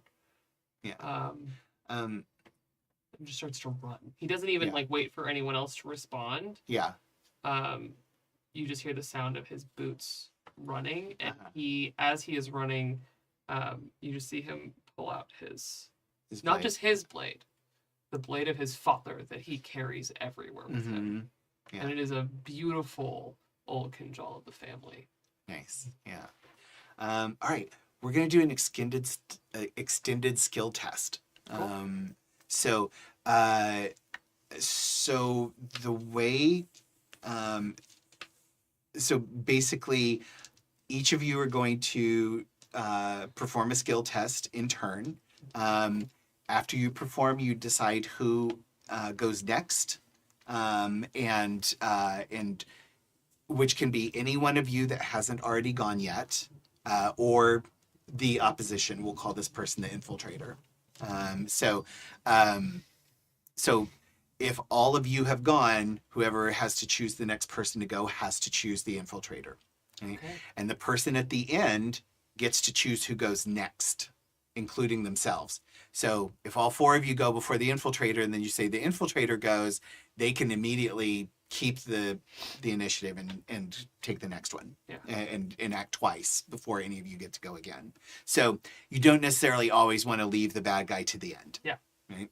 So I'm going to say in this case, I'm going to say Iser goes first, because you were the first one to notice it, and then you'll get to go and then decide who goes next. So what we're going to do is we're going to we want to try and get 7 successes, and anybody can contribute to this, right? So anytime you get you have to get a success to succeed, and then any additional successes also count towards that. Okay. Right. And then what I'm going to say is that if any of you fail a skill test, it's going to take away a success. Yeah. So, Okay. yeah. So the infiltrator is also going to make a skill test each round, and any successes the infiltrator gets is going to undo your successes one for one. If you get to 7 successes by the end of let's say the 3rd round, or no, I'm going to say let's just say when you get to 7 successes, you can catch him. If you don't get there by the end of the 3rd round, then he's going to get away. Yeah. Or they are going to get away. Yeah. Okay. So, all right. So, Iser, what are you doing first? And actually, I think locking down the facility could be that could be your action. Maybe trying to Sure. yeah, or you could be trying to figure out where Where they might run. yeah, to. where they might run to. Yeah. And so what I'm going to so I banked a complication from you last round or last session. Yeah. I'm going to use that complication now to say that you caught this person just at the end of whatever they were doing. So, so on their first roll, they're rabbiting. Or the first time they get the initiative, that's going to be their move is to run. Sure. So. Well, yeah. I think lockdown is the right choice. Okay. Right. At least I can make it so they can't get it through a door. Yeah. Instantly. Yeah. So, Would that be I think this would be. communicate? I think actually it would be more of understand because Okay. you're going to want to Understand try the and system. understand where could this person possibly go from here that might be an appropriate Sure. exit. Yeah. So yeah. Okay. So understand and probably duty. Okay. Yeah. Right. Yeah. Um, I think for any of this, duty is a good backup drive. If you can't think of anything else, duty to the house is a good default here. and specifically my drive statement for duty. I Uh-huh. know my responsibilities. Yes. Mm-hmm. Yeah. So off of the drive statement, that's the one that gives you You can anything. you can under spend the- determination to the drive statement is you can spend Oh, that's determination. right, to get the. Oh, Yeah. Okay. Mm-hmm. The focus on your skills is what gets anything under the target is double success.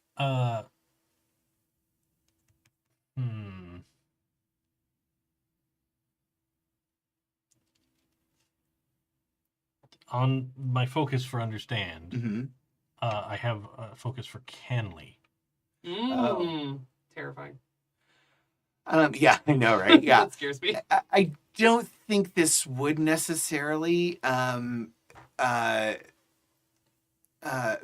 we but- haven't elevated to open hostility. yeah, about it it's yet. it's not Okay. necessarily open hostility Gotcha. or like a Canley operation. This is just espionage. Sure. Yeah. Got it. Okay. Fair enough. But yeah, I am gonna say I am gonna spend a point of threat to make this a difficulty 2. Okay. And then I will spend the determination Oh, okay. All right. So you'll automatically catch So I one of get- these yep. at one. Okay. wherever I can find a one. There. Yeah. I got a one. Let's see here. Lucky. Yes, I still make it. Okay. 15 was my target. I got a 14. Okay. All right. Yeah. Three. You got Three three successes. successes. Okay. But it took 2 to achieve success, so only 1 counts towards the goal, or do all 3 count towards the? Oh, all 3 count towards the Oh, goal. okay. Yeah. Yeah. I'll take it. All right. I'm aiming to make this harder. Okay. so- Okay. Yeah. It was like 7 Well, successes. why? Yeah. Doing okay Yeah. at that. Yeah. So, but like, I don't want to. Don't jinx it. It's my job to fail rolls. Right? Yeah. Come on. I don't want it to like. I don't want this to like drag on and on and on. You know it. But I mean, we are going into a chase scene, so we want it fast. But I don't want to make it like, oh, they didn't even get a no. chance to move, and Right. yeah. So, so actually, let's try and let's start by saying like, it's only extra successes that count towards your 7. Okay. Let's see I how like that works. I like that. Okay, yeah. Yeah. And we'll kind of play it by ear if it feels like, oh, that's going to be too much of a correction, we'll do that. So that was a difficulty 2, and you got 3 successes, so you got 1 Yeah. going now. Yeah. Okay. So you've got 1 of the 7th. Yeah. And we do have a decent stack of momentum. Yeah, we do. Yeah. Yeah. Oh, do I gain a momentum Oh. because I got that extra success? Yes, you do. Yeah. Okay. Mm-hmm. Cool.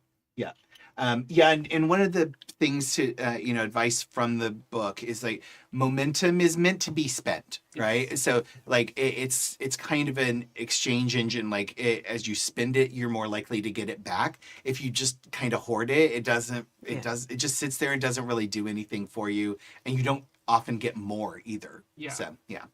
So yeah, spend momentum freely. It's okay. Yeah. All right. So you got one success. Okay. Who goes next?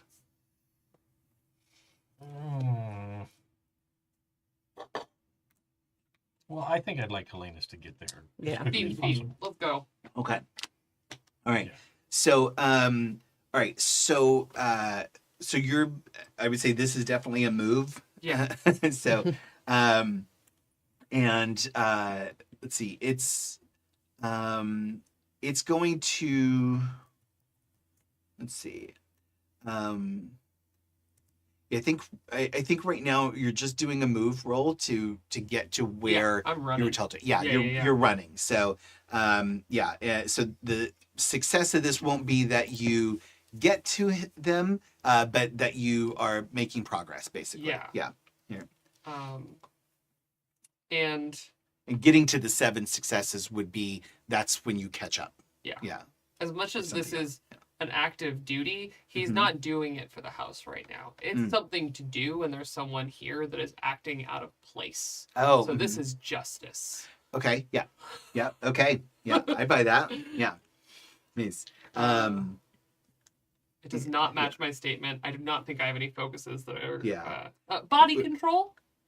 No, body control is Okay. yeah. Is that Yeah. under move? It's my one of my move focuses. Then yeah, I think Okay. so. You're pushing your body to its limits. Cool. What is your justice statement? The path of revenge is noble and long. Okay. All right. Don't worry about it. So yeah, right, yeah. So it doesn't apply, but it also doesn't contradict what you're doing. Yeah. So yeah, so it's just neutral there. So all right, for justice. Oh yeah. Yeah. That is one of them is under the total and one is definitely under my skill. If it's both of them just being under the target number, then that's 4. Yeah. Okay. Yeah, 4 successes. Okay. Yeah. And so so that's 3 additional. Need to I'm make running. all of these. I need to make all of these 2. There we go. That's 3. Okay. Yeah, I'm gonna have to do some balancing on skill challenges. Yeah, because it was like the book is like for extended tests. It especially if it's against someone or something, then you can use that person's skill rating as like the target number. Like how much do you need to get the success?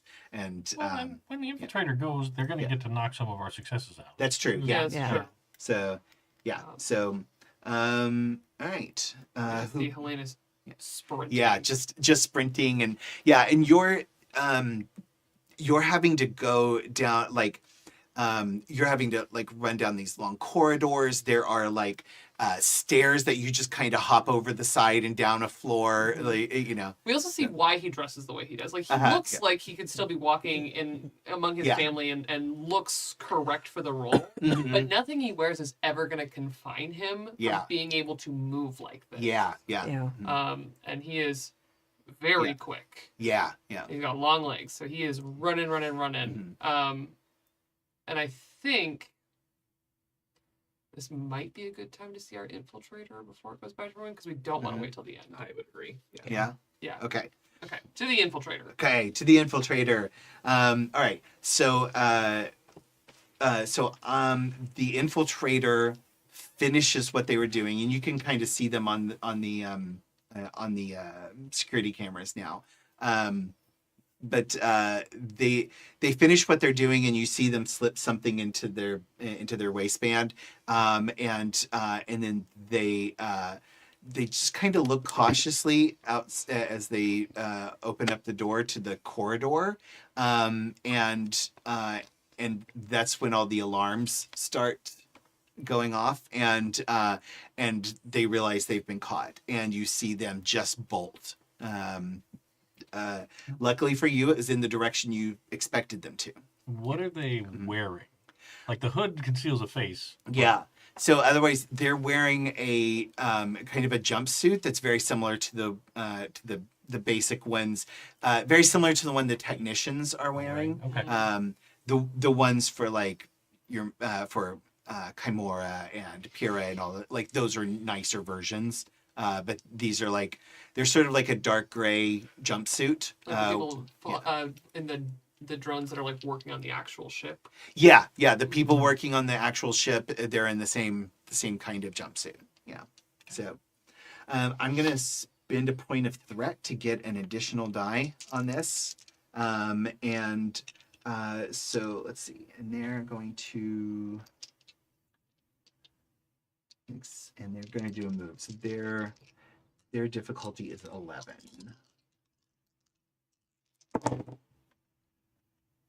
Ooh, okay. All right. Ooh, I got a 19, almost. So Almost, funny. yeah.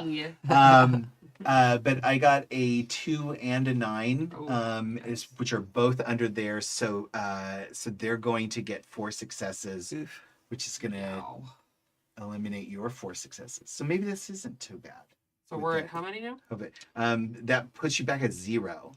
So just confirming, our extra successes Oh. are the ones that count.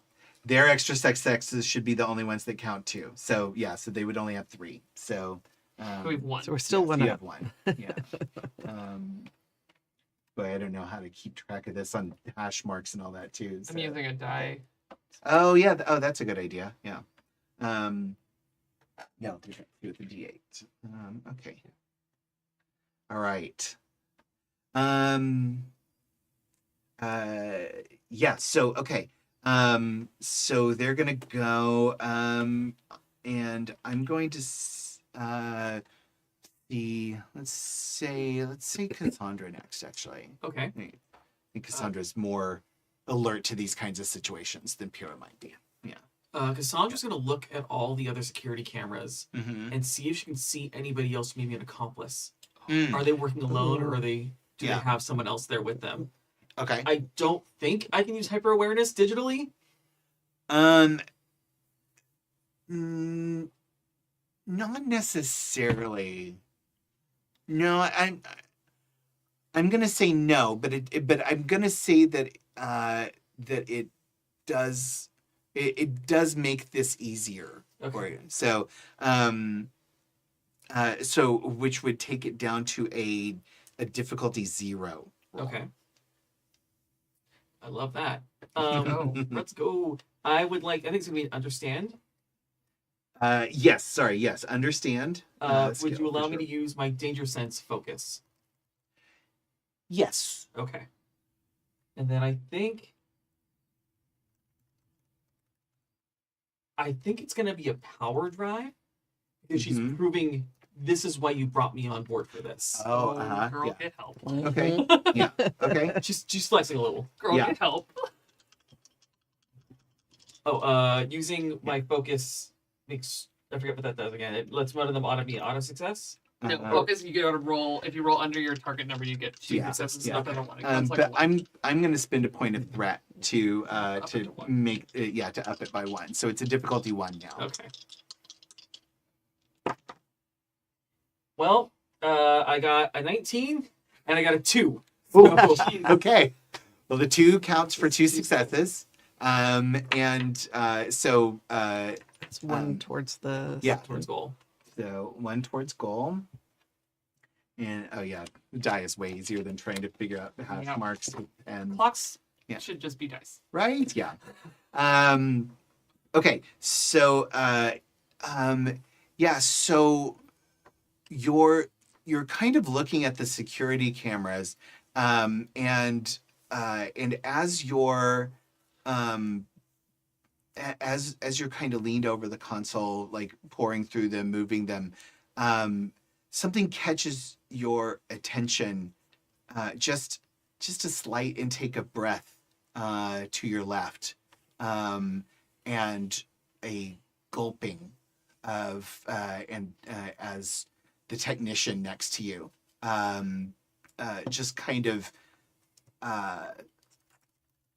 just kind of trembles a little bit, and you feel you sense this person feeling way over the edge on nervousness, and you know that this person has something to do with this. Great. We're gonna put a nice strong hand on their shoulder. Uh-huh. I would advise you not to move. Are you gonna use the voice? No, not No, yet. Not yet. Not I yet. want that threat. I know you do. All right. So That's Pyrrha's next. So Right. I'm going to go into the computer Uh-huh. to see what they did. Oh, okay. Oh. Yeah. Yeah. Great. So I want to find out what they did. Yeah. So that if it's anything damaging, we can reverse it. Mm-hmm. So that- I'm guessing understand. Yeah, I think understand. And would it be truth or I mean it. Yeah, it could be truth. You're kind of trying to figuring out a mystery, basically. Yeah. Yeah, I think Okay. that works. okay? Not a cosmic mystery, so I don't think Right. your focus applies. No, my but- focus wouldn't apply. Yeah. or my statement, but my focus or your on statement, yeah. understand would. Oh, deductive reasoning, Yeah. right? Yes. Yeah, absolutely. Your focus definitely applies.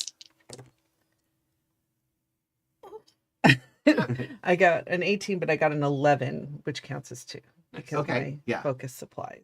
Great. Okay, so that brings you up to 4 towards the goal. Yeah, you start looking through the archives, the logs of the archives, and you see what's been accessed. You realize, I think your heart just kind of like sinks a little bit as you realize what they accessed actually is the most secure information about the possibility of space folding. Oh, crap. So it's not they didn't just get into like what is this thing they're building? They Right. found the secret. The paper? Yeah. Like with your name on it? Yeah. maybe? All right. No, not the paper, but Okay. they got the core data of like this is what they've done. Let's say it was the data on the first test. Oh. The first test Mhm. jaunt. Yeah. Yeah. And if this gets out at this stage, it's all over. Yeah. Do you say anything to anybody else about that, or do you like communicate that to the others here? Or I would absolutely. Well, is my mother close by? Yeah. I'd Mhm. communicate it to her. okay, Yeah. all right, yeah. She says, Iser, they cannot leave. I'm doing everything I can.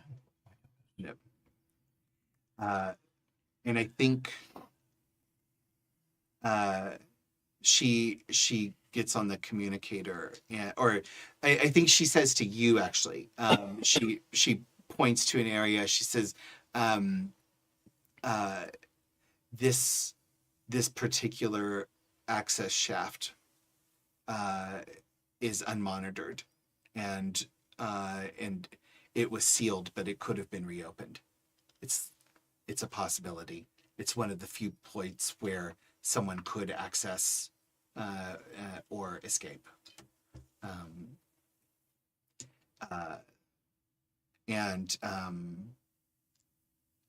Yeah. So she kind of gives you like sort of confirms your direction. So, okay. Pyrrha, it's back up to. Oh, yes. I think quickly, I think I probably say, like, I'm trying to see what I can see about that Yeah. shaft and whatever I can do, but I think I probably go, security is a bit more important than project management in the future, my comments. We're all getting our He's knives not in. wrong. Yeah. He's Well, not wrong. specifically not aimed at her, Yeah. but Yeah. aimed at Yeah, Delphina Delphina. leading the project. Yeah, Yeah. yeah. Yeah. Delphina is not having a good day. And, Oh, darn. yeah. Okay. So Pyrrha, who gets to go next? I think I'm going to put it back up to Iser. Okay.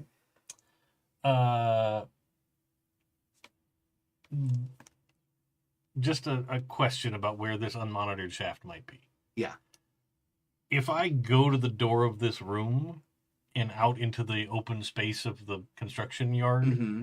can I get something from here to there quickly? To that. If it flies Oh, and is small and fits in my pocket and is made to kill people? yes. Excellent. Oddly specific. Terrifying. Yeah. So I probably like abandon the console, Yeah. and I run over to the door, flinging it open, or Mhm. it slides open, and then I reach into my coat and pull out a hunter seeker Oh, okay. Oh, okay. Mhm. and just send it Okay. Yeah. on its way, so it starts flying. Yeah. And then there's probably like a little controller thing. They never really show the person doing Yeah, it, yeah. but there's got to be. But there's like a control. mini Xbox controller. Yeah. Someone controlling an RC plane isn't as Sorry. exciting as the actual hunter seeker. Yeah, Right. Yeah, exactly. exactly. Yeah. So So Yeah, that's what I'm sending on its way. yeah. So And to clarify for those, if it wasn't clear, the unmonitored shaft has been sealed. Yes. but she's saying Past tense. it could have Maybe, been. but Yeah. it's the only way I could It's the possibly only- get there in time. Yeah. Mhm, Right. yeah. I'm not a running So- person. Yeah. So, yeah. Exactly. So, okay. So I'm going to see, I think this is probably a communicate. That maybe? makes sense. Yeah. Because it's really about like correctly communicating instructions to the hunter seeker. Yeah. Sure. So communicate skill. All right. Communicate. My focuses don't work. They might work if we catch this person. Mm-hmm. But power or duty? I think duty makes more Still? sense Okay. here. Yeah. And yeah, this is your duty to the house. Yeah. I think I would point out that I don't think any of you, well, you've left the room, but either of you have ever seen me use one of these. Terrifying. Yeah, probably not. It's not something that I've ever, that you know of, Why used would you? in the palace. yeah. Yeah. Why Mhm. would you? Not that it hasn't been used in the palace, you just haven't seen it. It's cocked and we're again. All right, fair enough. So I've got 2 successes. Okay. All right. So that takes you up 1. Yeah. Oh, I should have done momentum for another die. Oh yeah. Can I do that? Yeah. Yeah, you can. Yeah. Yeah, we've got plenty of Yeah. momentum. Mhm. Please spend Yes. it. Yeah. Spend the momentum. Excellent. So that's 3 successes. 3 Nice. successes. Okay. Nice. So that puts you up to 6. Yeah, we're close. Yeah. Okay. Do you want the infiltrator to go next? Right? So, You're very funny. No, I think I want Cassandra to go next. Now that we know how severe this is, Uh-huh. she is going to use the voice on this. Okay. Yeah. Let's do it. Yeah, I want that threat. But I So- think, what is the difficulty? So what are you going to do specifically? I'm here? going to use the voice to command them to tell me who they work for. Oh. Okay. Mm. I'm going to say that's difficulty 2. I think it's a little tougher because they wouldn't have been put into this position if they weren't an elite kind of operative. Yeah. Okay. So yeah. Okay. So- I am going to give you. We're 1 away from success? Yeah. Yes. Okay, I'm going to give you 2 threat Okay. to gain 2 automatic successes. Oh. So effectively it brings it to a 0. Uh-huh. And I'm going to spend a momentum Yeah. to get an additional die. Okay. So I'm rolling There 3 we go. die. Make sure we. Yeah. I am not Yeah. screwing around this time. No, let's go. This is a communicate. Yes. And Yeah, again, kind of same communicate. motivation. It's absolutely power. It is. Yeah. Yeah. Mhm. Yeah, this is what this is. Unfortunately, my focuses don't really apply here. Okay. I don't think. Secret language, musical instrument, and charm don't really work. No. No. Oh, that 19 loves to come up all the time. Ooh. But that is 2 successes, a 9 and an 11. Okay. All right. And that puts you at the 7 that you needed.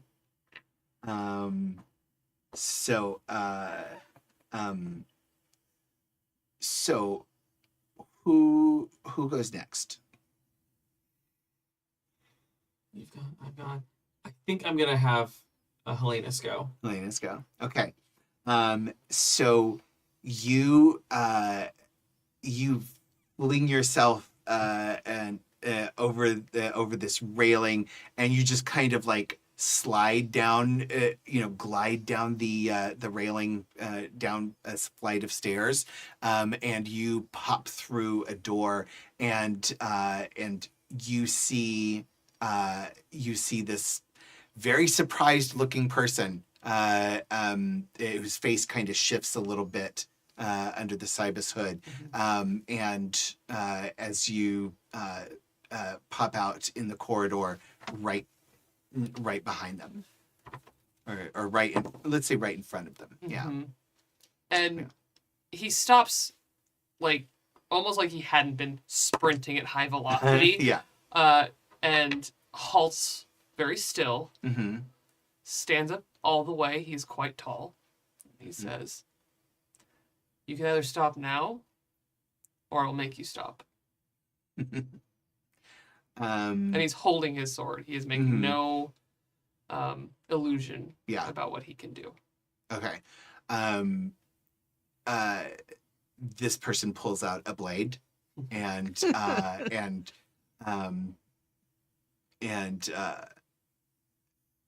says, "You can't make me do anything when you're dead." Place to be. Helenus rolls his neck with the hilt of his blade, hits the shield button on his belt, and because it's muscle memory, he takes his blade, he raises it up, and then immediately charges. Okay. All right. Okay. So we're gonna do a battle roll. Yeah, For sure. for sure. Do you have a drive you think is appropriate here? I have so many things that are appropriate here. I mean, this is what I you was do, born to isn't it? do. Yeah. And this is going to be contested. Uh-huh. They're also going to roll, do a battle roll. Let's see. So I would like to. I have 2 talents that work with this, so Okay. I think that they can both happen unless you say that they can't. But to fight someone to know one, the same one I used last session with Ina. I want to know things about this person. Okay. And battle is the skill attached to that. It means I can learn things about them after we fight, or while we fight after I've actually hit them. Okay. Is that by obtaining information, by spending momentum? When you select this talent, choose a skill, battle. When you win a conflict using the chosen skill, you gain 2 bonus momentum points, which you may use to obtain information or to create a trait that represents the knowledge or insight you gained about your opponent. Nice. Okay. And then the other one, the obvious answer here, the slow blade. When I make an attack during a duel or skirmish using a melee weapon, I may buy 1 or more dice by spending momentum, and if I choose, I may choose one of the enemy's assets in the same zone as my attack, and I can ignore that asset during the attack. Oh, nice. Okay. All right. So, okay. And I think I forgot to put the 2 additional momentum from Cassandra's. We have a lot of it. Yeah. Right. So, So okay. use momentum. Yeah. I also need the answer to my question when you get a chance. Oh, yeah? Oh! You should do that. I'm sorry. Yes. I'm sorry. I totally... It's so we can go back to it once this comment, like... Yeah, let's let that hang in the air a little bit. So, Well, it's definitely that moment of them like shaking and sweating and Yeah. We're doing dramatic cut between. Right? Yeah, exactly. Yeah. Okay, so I bought my momentum. Okay. I'm going to spend threat to get an additional die here. Great. If they have a shield, no, they don't. Oh. That's what I'm going to say. Oh, about okay. the All right. blade. Okay. And actually, I'm going to spend 2 more threat to get another die. And then assets, how do they help? Or is asset can basically make something easier or harder depending on. Cool. I have 2 assets that are entirely about this, which is my blade and my shield. Yeah. So sword and board. Yeah. So basically, so in this situation, the shield or the sword makes it possible to have the conflict because this person is also armed. Yes. So it doesn't give make me it any easier. mechanical Yeah. stuff. Got it. Yeah. So what the shield does in this situation is that if they win the attack, so they have to get a success to move their asset, their blade, into your zone, your personal zone. They need another another success to ignore, or they have to move it into your guarded zone. Then they need another one to move it into your personal zone, because we're kind of shifting into the dueling here for this conflict. And then they need to use it they need another success to use or they need another action to use the to use their asset, their sword, to get through my in your shield zone. Cool. Yeah. So they need 3 successes just to get to you. Cool. Right. All right. Whereas you only need, I think you only need 2, basically, right? You just need to move into their zone. Yes. Because you can ignore their shield. Yeah. So you. You just need 2. Yeah. It One to reduces get into their difficulty guard, factor. 1 to get into their zone. Great. Yeah. I have. I'm gonna call this dueling. Yes. Which is one of my focuses. Mm-hmm. And then I will use justice again. Okay. Yeah. Mm-hmm. So that is. Yeah. Very good. Yeah. Okay. All right. Let's roll. Ooh. I got 4 successes. I got 6. Oh, I got 3 under my total. So excellent. Okay. All right. So yeah. So you initiate the fight, and you charge in with your blade. You can tell this person is actually a very skilled fighter themselves. Seem very capable with their blade, and it's just a simple blade. It's not nothing fancy. But they seem to be very good at this kind of close quarters work. So that they're using the wall, they're using the cramped space to not let you get big swings in as your blades clash against each other. But for all their capability, they are no match for a swordsman of Kinas. So yeah, and you are able to get through to their shield and you're able to do a sufficient attack to defeat them. What do you want that to look like? And do you want to do any kind of coloring of what that final move is? Helenus moves like water around this person's blade. Because they are skilled. Mm-hmm. It's respectable. Mm-hmm. He would never do them the dishonor of saying they were bad. Yeah. But when they finally reach to the point where their blade should be stopped by, if he were a lesser warrior, his blade would be stopped because he's moving so quickly. But I think because we're using such close quarters, in order to use the walls and that momentum, you do actually have to use your body's momentum, and it is harder to arrest when you're in midair. Yeah. Yeah. And so again, we see him use his shield as a means of deflecting an enemy that is too eager. Mm-hmm. And here just lets the blade glance off. And when this intruder lands, he just pushes a hand through the shield even more slowly than he needs to. And we just see him bring the blade not to the underside of the chin like he did with Ina. That was a honorable way of ending that duel. Yeah.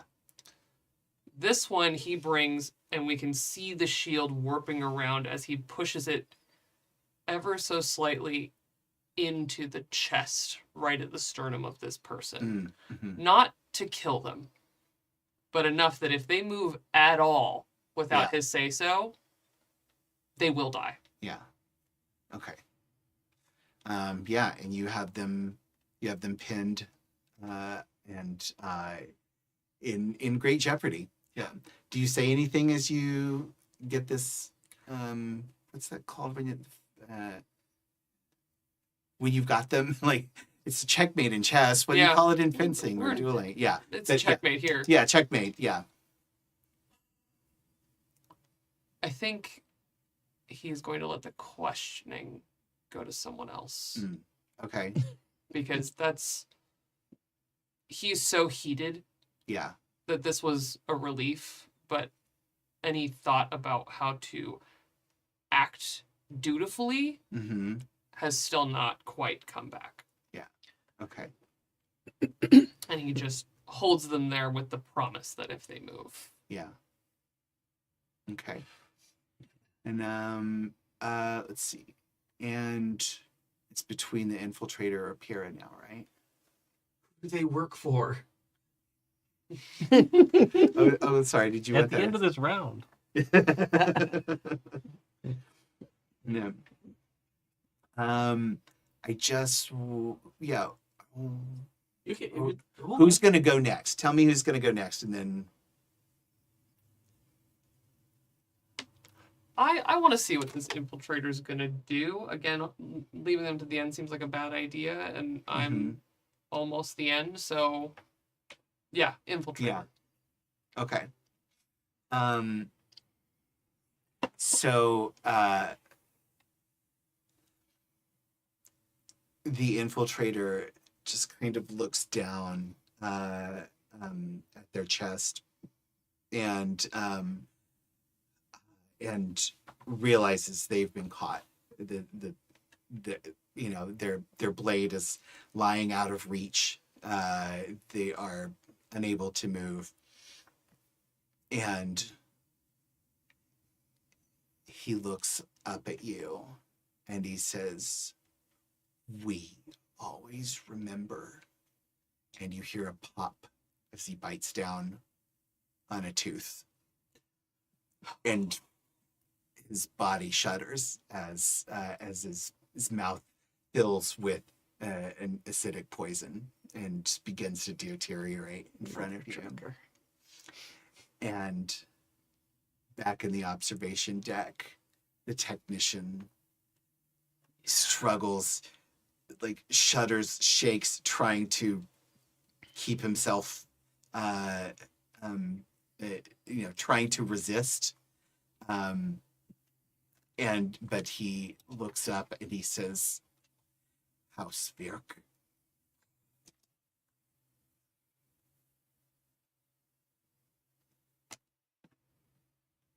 House Virk remembers. And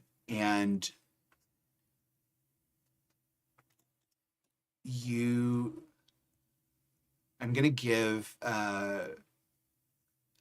Pyrrha a chance to go before he bites as well. Okay.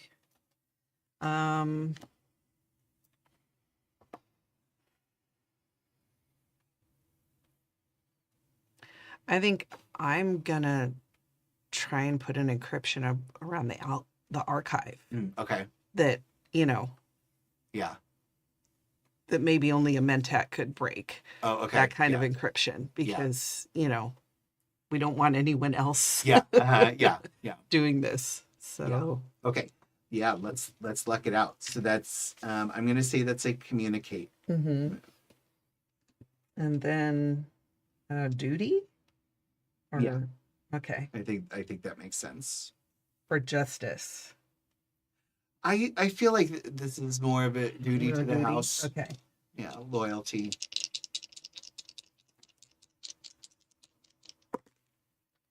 And 2 successes.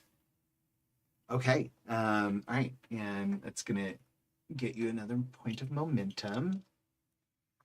And yeah. So I'm gonna say that's kind of the conflict, but I'm gonna give Cassandra we're gonna do a contested roll. Okay. And you sense, like, your hyper awareness senses that nobody in an infiltration position like this would come without a self-destruct tooth, button, whatever. So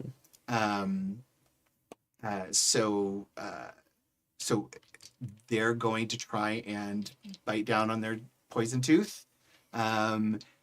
You can try to stop them. Yes, I would like to try to stop them. So, physics-wise, would it make... No, we're going to do this instead.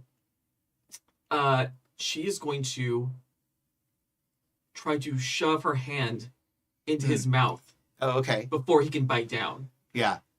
Okay. Nice. Okay. That would be, I think that's a move skill. Great. Battle? Right? Oh, battle would work. Yeah. Battle a little Yeah. better. We like Yeah. battle.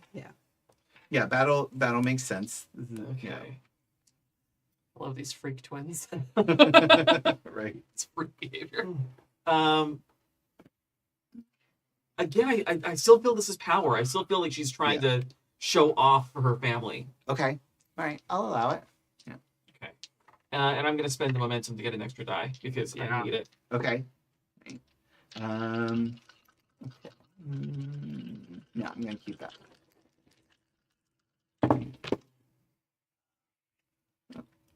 I got 1 success.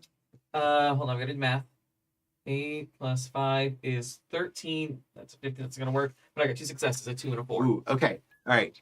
And you sense him going for it as you shove your hand in his mouth, and he tries to bite down and can't activate that poison tooth. And I think as he's trying to bite down, just putting pressure on his lower jaw. Oh, And it's like shifting herself, she's above him, like shoving him down by his jaw. It's like assuming a power position. Like yeah.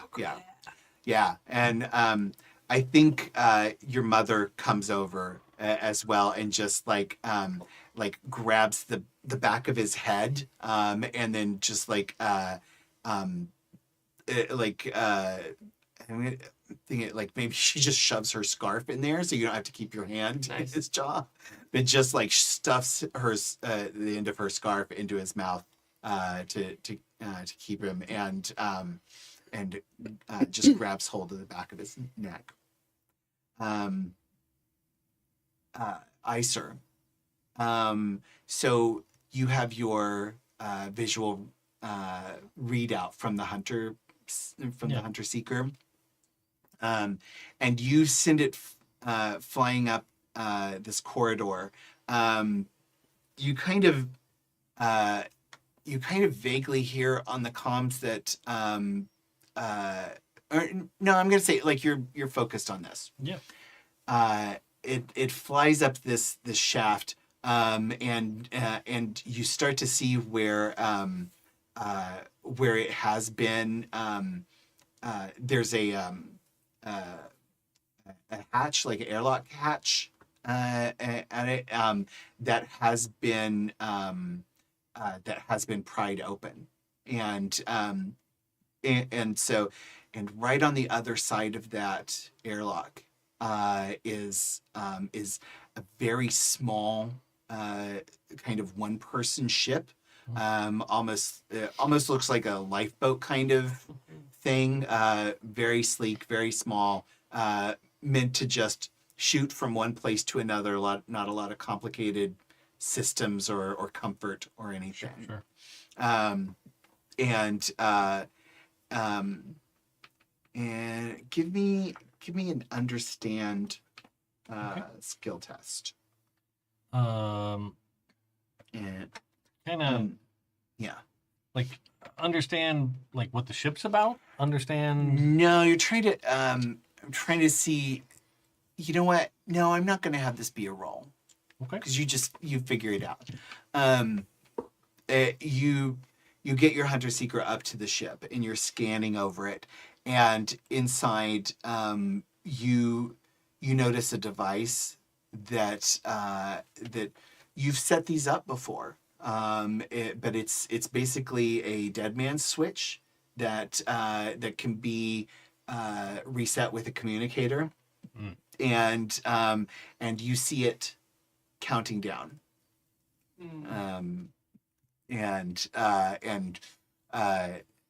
Did you hear on the comms that Helenus has caught the infiltrator? And I think you can deduce that if that switch isn't hit, there's probably an explosive in this.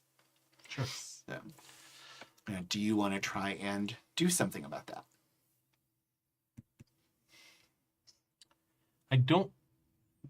through the Hunter Seeker, there's nothing I can do to the explosive, Mhm. right? Unless I just hit it and hope it doesn't detonate, Yeah. right? But that doesn't seem like the right Yeah. idea. So I probably just set it to return, Mhm. and then I immediately am on the comms Yeah. to Helenus. Like, Mhm. he's got to have a trigger switch or something. His escape pod is rigged to detonate. You have to press it quickly if you can. Like, I'm sure it didn't have like a readout that's like 4. Yeah, moving, it but, doesn't you know. really, yeah. You stop him like mid picking this guy's limp body up to just throw it because he's so mad. I do have a question, Yes. which is that I did win that fight, and I Oh, would like to yes. know something. Yes, yeah, that's right. You get to know some stuff. I would like yeah. to And you spend- get 2 bonus momentum, right? Yes, Yeah. I would like to spend What's one so of much momentum? those. Okay. I would like to know, maybe not exactly who, because that's not always evident, but Mhm. who trained this person?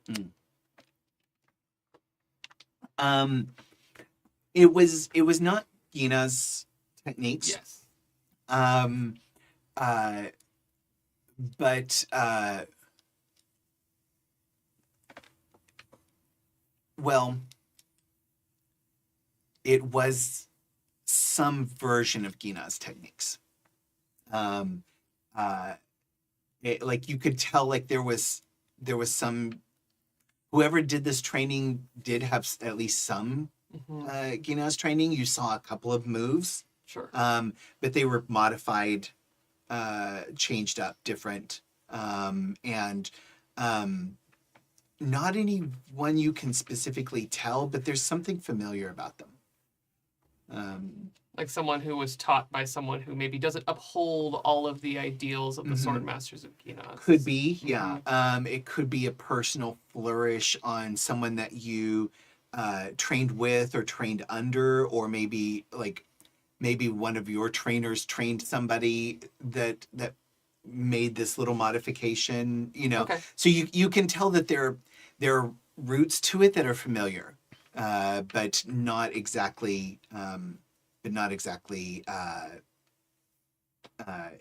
Gina's. Mostly just to know, so that if we see someone else Mhm. who uses very similar methods, Mhm. to then have that filed away. Yeah. Okay. Yeah. But when Iser's voice comes through, he's like so fed up that he just drops the body and begins to search, Uh-huh. looking for something, anything. Okay. Yeah, so you're able to pretty quickly find just a little communicator switch. Just a single. Before pushing it, Yeah. he does say through the communicator, "This is either going to save us or kill us." And then he pushes the button. Is truer words were never spoken. And that is where we will end tonight. Yeah. Yeah. Oh, yeah. Oh, so fun. Thank you, everybody, for tuning in to watch us play Dune Adventures in the Imperium. This is our Apostates of Dune actual play here on Happy Jack's RPG Network. Thank you to our chat mods for all of their work making sure our chat is safe so that we can do this live and have you tune in and watch along with us. Yeah, so thank you for them, particularly James V tonight, helping us out. And thank you to our amazing Patreons. They help keep us ad-free and independent. It's because of our Patreons that we can play games that we want without having to worry about whether the system's popular or do we like the publishing company or do we not like the publishing company, or do they not like us? Who knows? But it allows us to play whatever we want for you.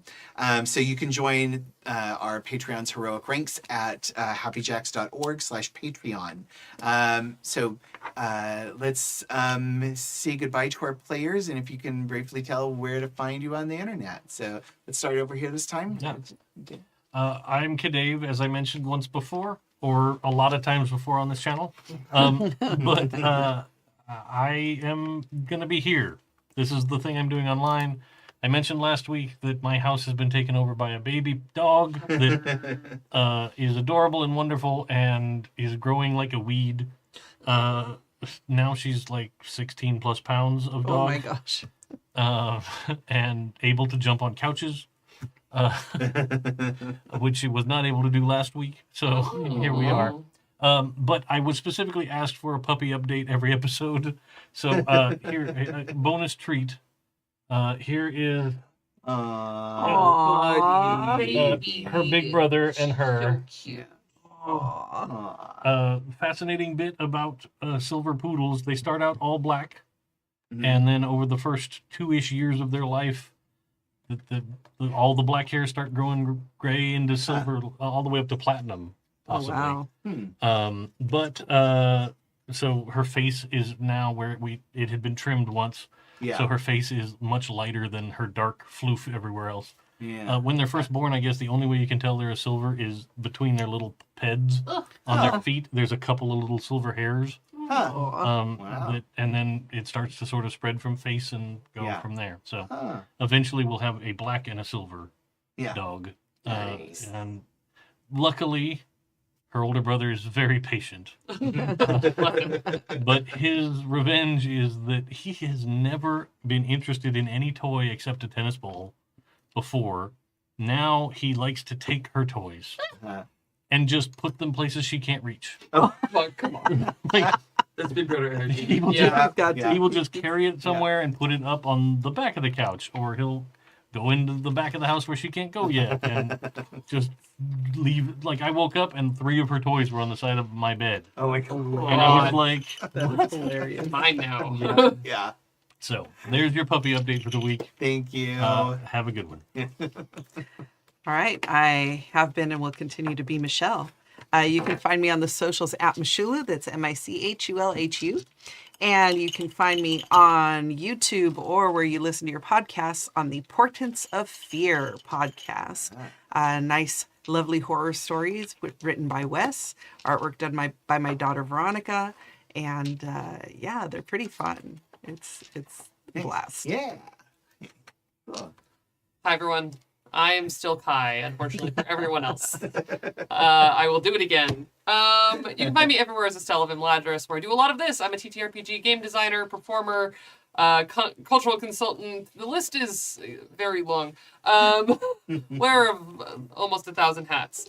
I'm also an independent streamer, which I'll get to as I go over my calendar really quick. So tomorrow I will be over on Wounded Warrior Project for a wrap-up Q&A for the Fourth Age, which has been our 2.5-year-long One Ring second edition campaign that wrapped up last Tuesday with a lot of crying, little mentions of maybe some people's characters sitting at this table. Because I did, in fact, re-epilogue Heirland of Mistland on Tuesday, and I did cry a lot about it.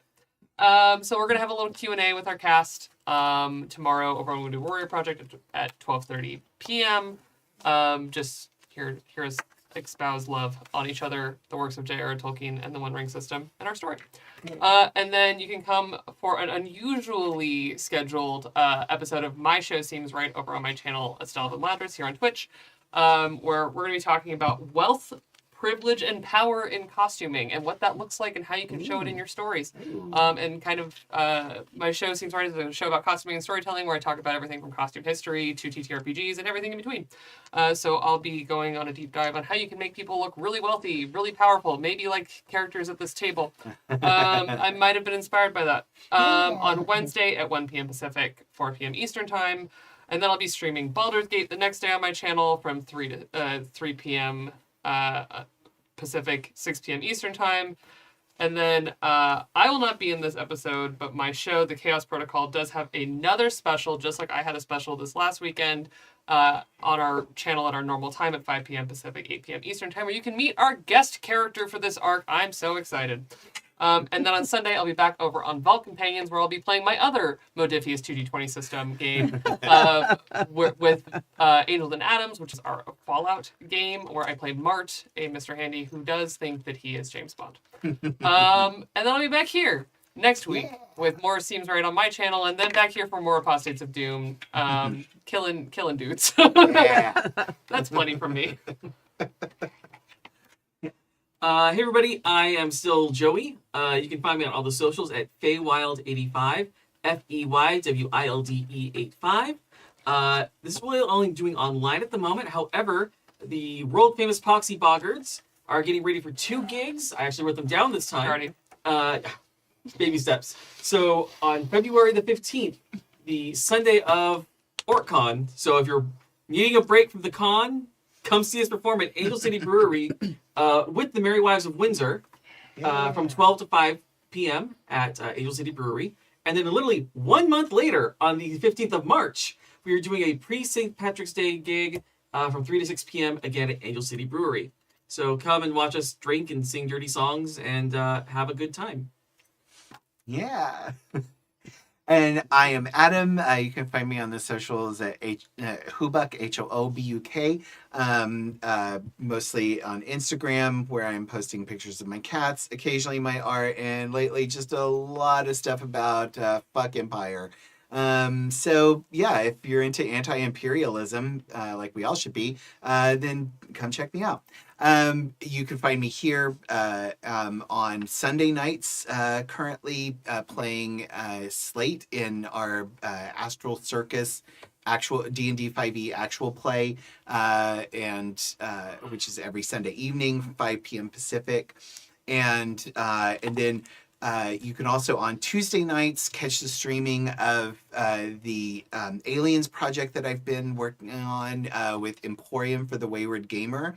So you go to Emporium for the Wayward Gamers feed, and we're streaming the 3 separate storylines, basically 4 shots of different parts of an alien encounter. So you can catch me on the Colonists episodes, which was a lot of fun, and it's all coming together in a really beautiful, fun way. So go check that out, and then join us here next week for our next episode of Apostates of Dune. And if you want to find this podcast of this or any of our other actual plays, you can find those at happyjacks.org, and find all of the other stuff about our games here on Happy Jacks. Join us if you are in Southern California or can get here. Join us on Valentine's Day weekend / President's Day weekend for OrcCon. A lot of us will be there, and several Happy Jacks listeners are going to be there this time, and we'll just be there having fun and playing games together and getting drunk. So, or not getting drunk, we don't judge. So feel free to... but I know what I'm doing. Yeah, right, yeah. We'll be getting drunk. Yeah. Dave in the Ron Swanson voice. I know what I'm about, son. That's right. Yes. I walk into the bar there and go, I know more than you. Yeah. Allegedly. Yeah, right. Yeah. Bring me all of the beer that you have. But yeah, so feel free to join us there, and also check out our community on Discord, happyjacks.org/Discord. And hopefully we'll see you here next week. Bye. And just a quick shout out to all the awesome Discord folks for game days this last weekend. It was fantastic. I actually got to play in a game, so it was super fun. One of the first times of recent memory that game days hasn't been on a weekend where I'm completely swamped. So a last minute addition, and I got in, and it was great. Great, so, thanks everybody in that game. You were awesome. Yeah, keep an eye out for our upcoming game days where we basically do a mini online con. Yeah. All right, thank you everybody, and we'll see you next week for Apostates of Dune. Bye. Bye.